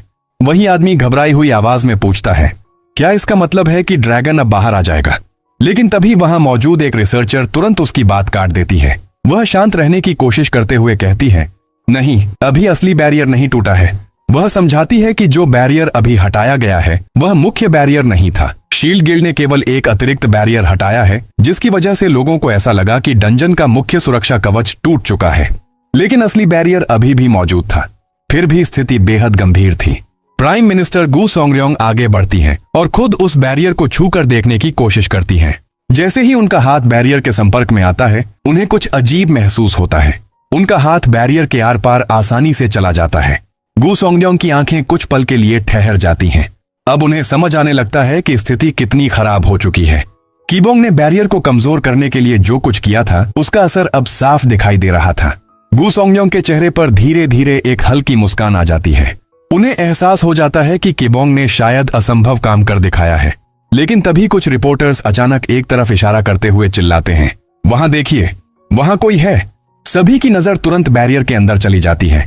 गू सोंगर्योंग भी हैरानी से उस दिशा में देखने लगती हैं। बैरियर के अंदर दो लोग खड़े दिखाई दे रहे थे। कुछ सेकंड के लिए वहां मौजूद सभी लोग उन्हें पहचानने की कोशिश करते हैं। तभी एक रिसर्चर के हाथ कुछ तस्वीरें लगती हैं। वह तस्वीरों को देखते ही अचानक चुप हो जाती है। तस्वीरों में पार्क टेरिम का शव दिखाई दे रहा था। यह देखकर गू सोंगर्योंग के चेहरे के भाव बदल जाते हैं। उन्हें तुरंत समझ आ जाता है कि अंदर क्या हुआ होगा, और फिर उनके चेहरे पर एक अलग तरह की मुस्कान दिखाई देती है। वह अपने स्टाफ की तरफ मुड़कर पूछती हैं, क्या कोई तरीका है जिससे हम अंदर मौजूद लोगों से संपर्क कर सकें? स्टाफ तुरंत जवाब देता है, हम कोशिश कर रहे हैं, लेकिन बैरियर और डंजन के अंदर मौजूद इंटरफेरेंस की वजह से कम्युनिकेशन एस्टेब्लिश करना मुश्किल है। गू सोंगर्योंग बिना समय गंवाए कहती हैं, कोशिश जारी रखो, किसी भी तरह उनसे संपर्क करो, क्योंकि अब सिर्फ जानकारी हासिल करना जरूरी नहीं था, उन्हें उन लोगों से मदद मांगनी थी। उधर डंजन के बाहर स्थिति लगातार बिगड़ती जा रही थी। अचानक एक महिला घबराते हुए प्राइम मिनिस्टर के पास पहुंचती है। उसके चेहरे पर डर साफ दिखाई दे रहा था। वह कांपती हुई आवाज में कहती है, मैडम प्राइम मिनिस्टर, हमारे पास एक बहुत बुरी खबर है। गू सोंगर्योंग तुरंत उसकी तरफ देखती हैं। क्या हुआ? महिला जवाब देती है, डंजन बैरियर का डैमेज रेट 97% तक पहुंच चुका है। यह सुनते ही आसपास खड़े सभी लोग शांत हो जाते हैं। इसका मतलब था कि अब बैरियर किसी भी समय पूरी तरह टूट सकता था, और जैसे ही बैरियर टूटता, डंजन ब्रेक शुरू हो जाता। फायर ड्रैगन को बाहर आने से रोकने वाला आखिरी सुरक्षा कवच भी खत्म हो जाता। गू सोंगर्योंग कुछ पल के लिए बिल्कुल शांत खड़ी रहती हैं। वह जानती थी कि देश अब भी इस लड़ाई के लिए तैयार नहीं था। फायर ड्रैगन जैसे मॉन्स्टर का सामना करने के लिए कम से कम 80 टॉप रैंकर्स की जरूरत थी, लेकिन वहां मौजूद कुल टॉप रैंकर्स की संख्या मुश्किल से 30 तक पहुंच रही थी। इतने कम लोगों के साथ फायर ड्रैगन को रोकना लगभग असंभव था। अगर ड्रैगन बाहर निकलता तो सिर्फ एक डंजन या एक शहर की बात नहीं थी, पूरा साउथ कोरिया खतरे में पड़ सकता था। लेकिन तभी तकनीकी टीम में से एक व्यक्ति अचानक चिल्लाता है। वह बताता है कि उन्होंने आखिरकार डंजन के अंदर मौजूद खिलाड़ियों से संपर्क स्थापित कर लिया है। रेडियो इंटरफेरेंस को पार करते हुए एक कमजोर सिग्नल बाहर आने लगता है। कुछ सेकंड बाद एक आवाज सुनाई देती है। वह आवाज कांग हुई की थी। कांग हुई से संपर्क स्थापित होते ही तकनीकी टीम राहत की सांस लेती है। कांग हुई तुरंत किबोंग को कम्युनिकेशन डिवाइस दे देता है। गु सोंगयोंग कुछ पल तक कुछ नहीं कह पाती। आखिरकार वह धीमी और कांपती हुई आवाज में बोलती है, किबोंग। कुछ पल की खामोशी के बाद वह आगे कहती है, हमें थोड़ा समय चाहिए। किबोंग चुपचाप सुनता रहता है। गु सोंगयोंग कहती है, हमारे पास बाहर पर्याप्त ताकत नहीं है, हमें तैयारी करने के लिए कुछ समय चाहिए। फिर वह भारी आवाज में अपनी असली बात कहती है, क्या तुम कुछ समय के लिए उस ड्रैगन को रोक सकते हो? यह किसी सामान्य मिशन जैसा नहीं था, यह लगभग मौत की सजा के बराबर था। फिर भी किबोंग की आवाज में जरा भी डर नहीं था। वह सिर्फ एक शब्द कहता है, समझ गया। बस इतना ही, न कोई सवाल, न कोई शिकायत, न कोई बहाना।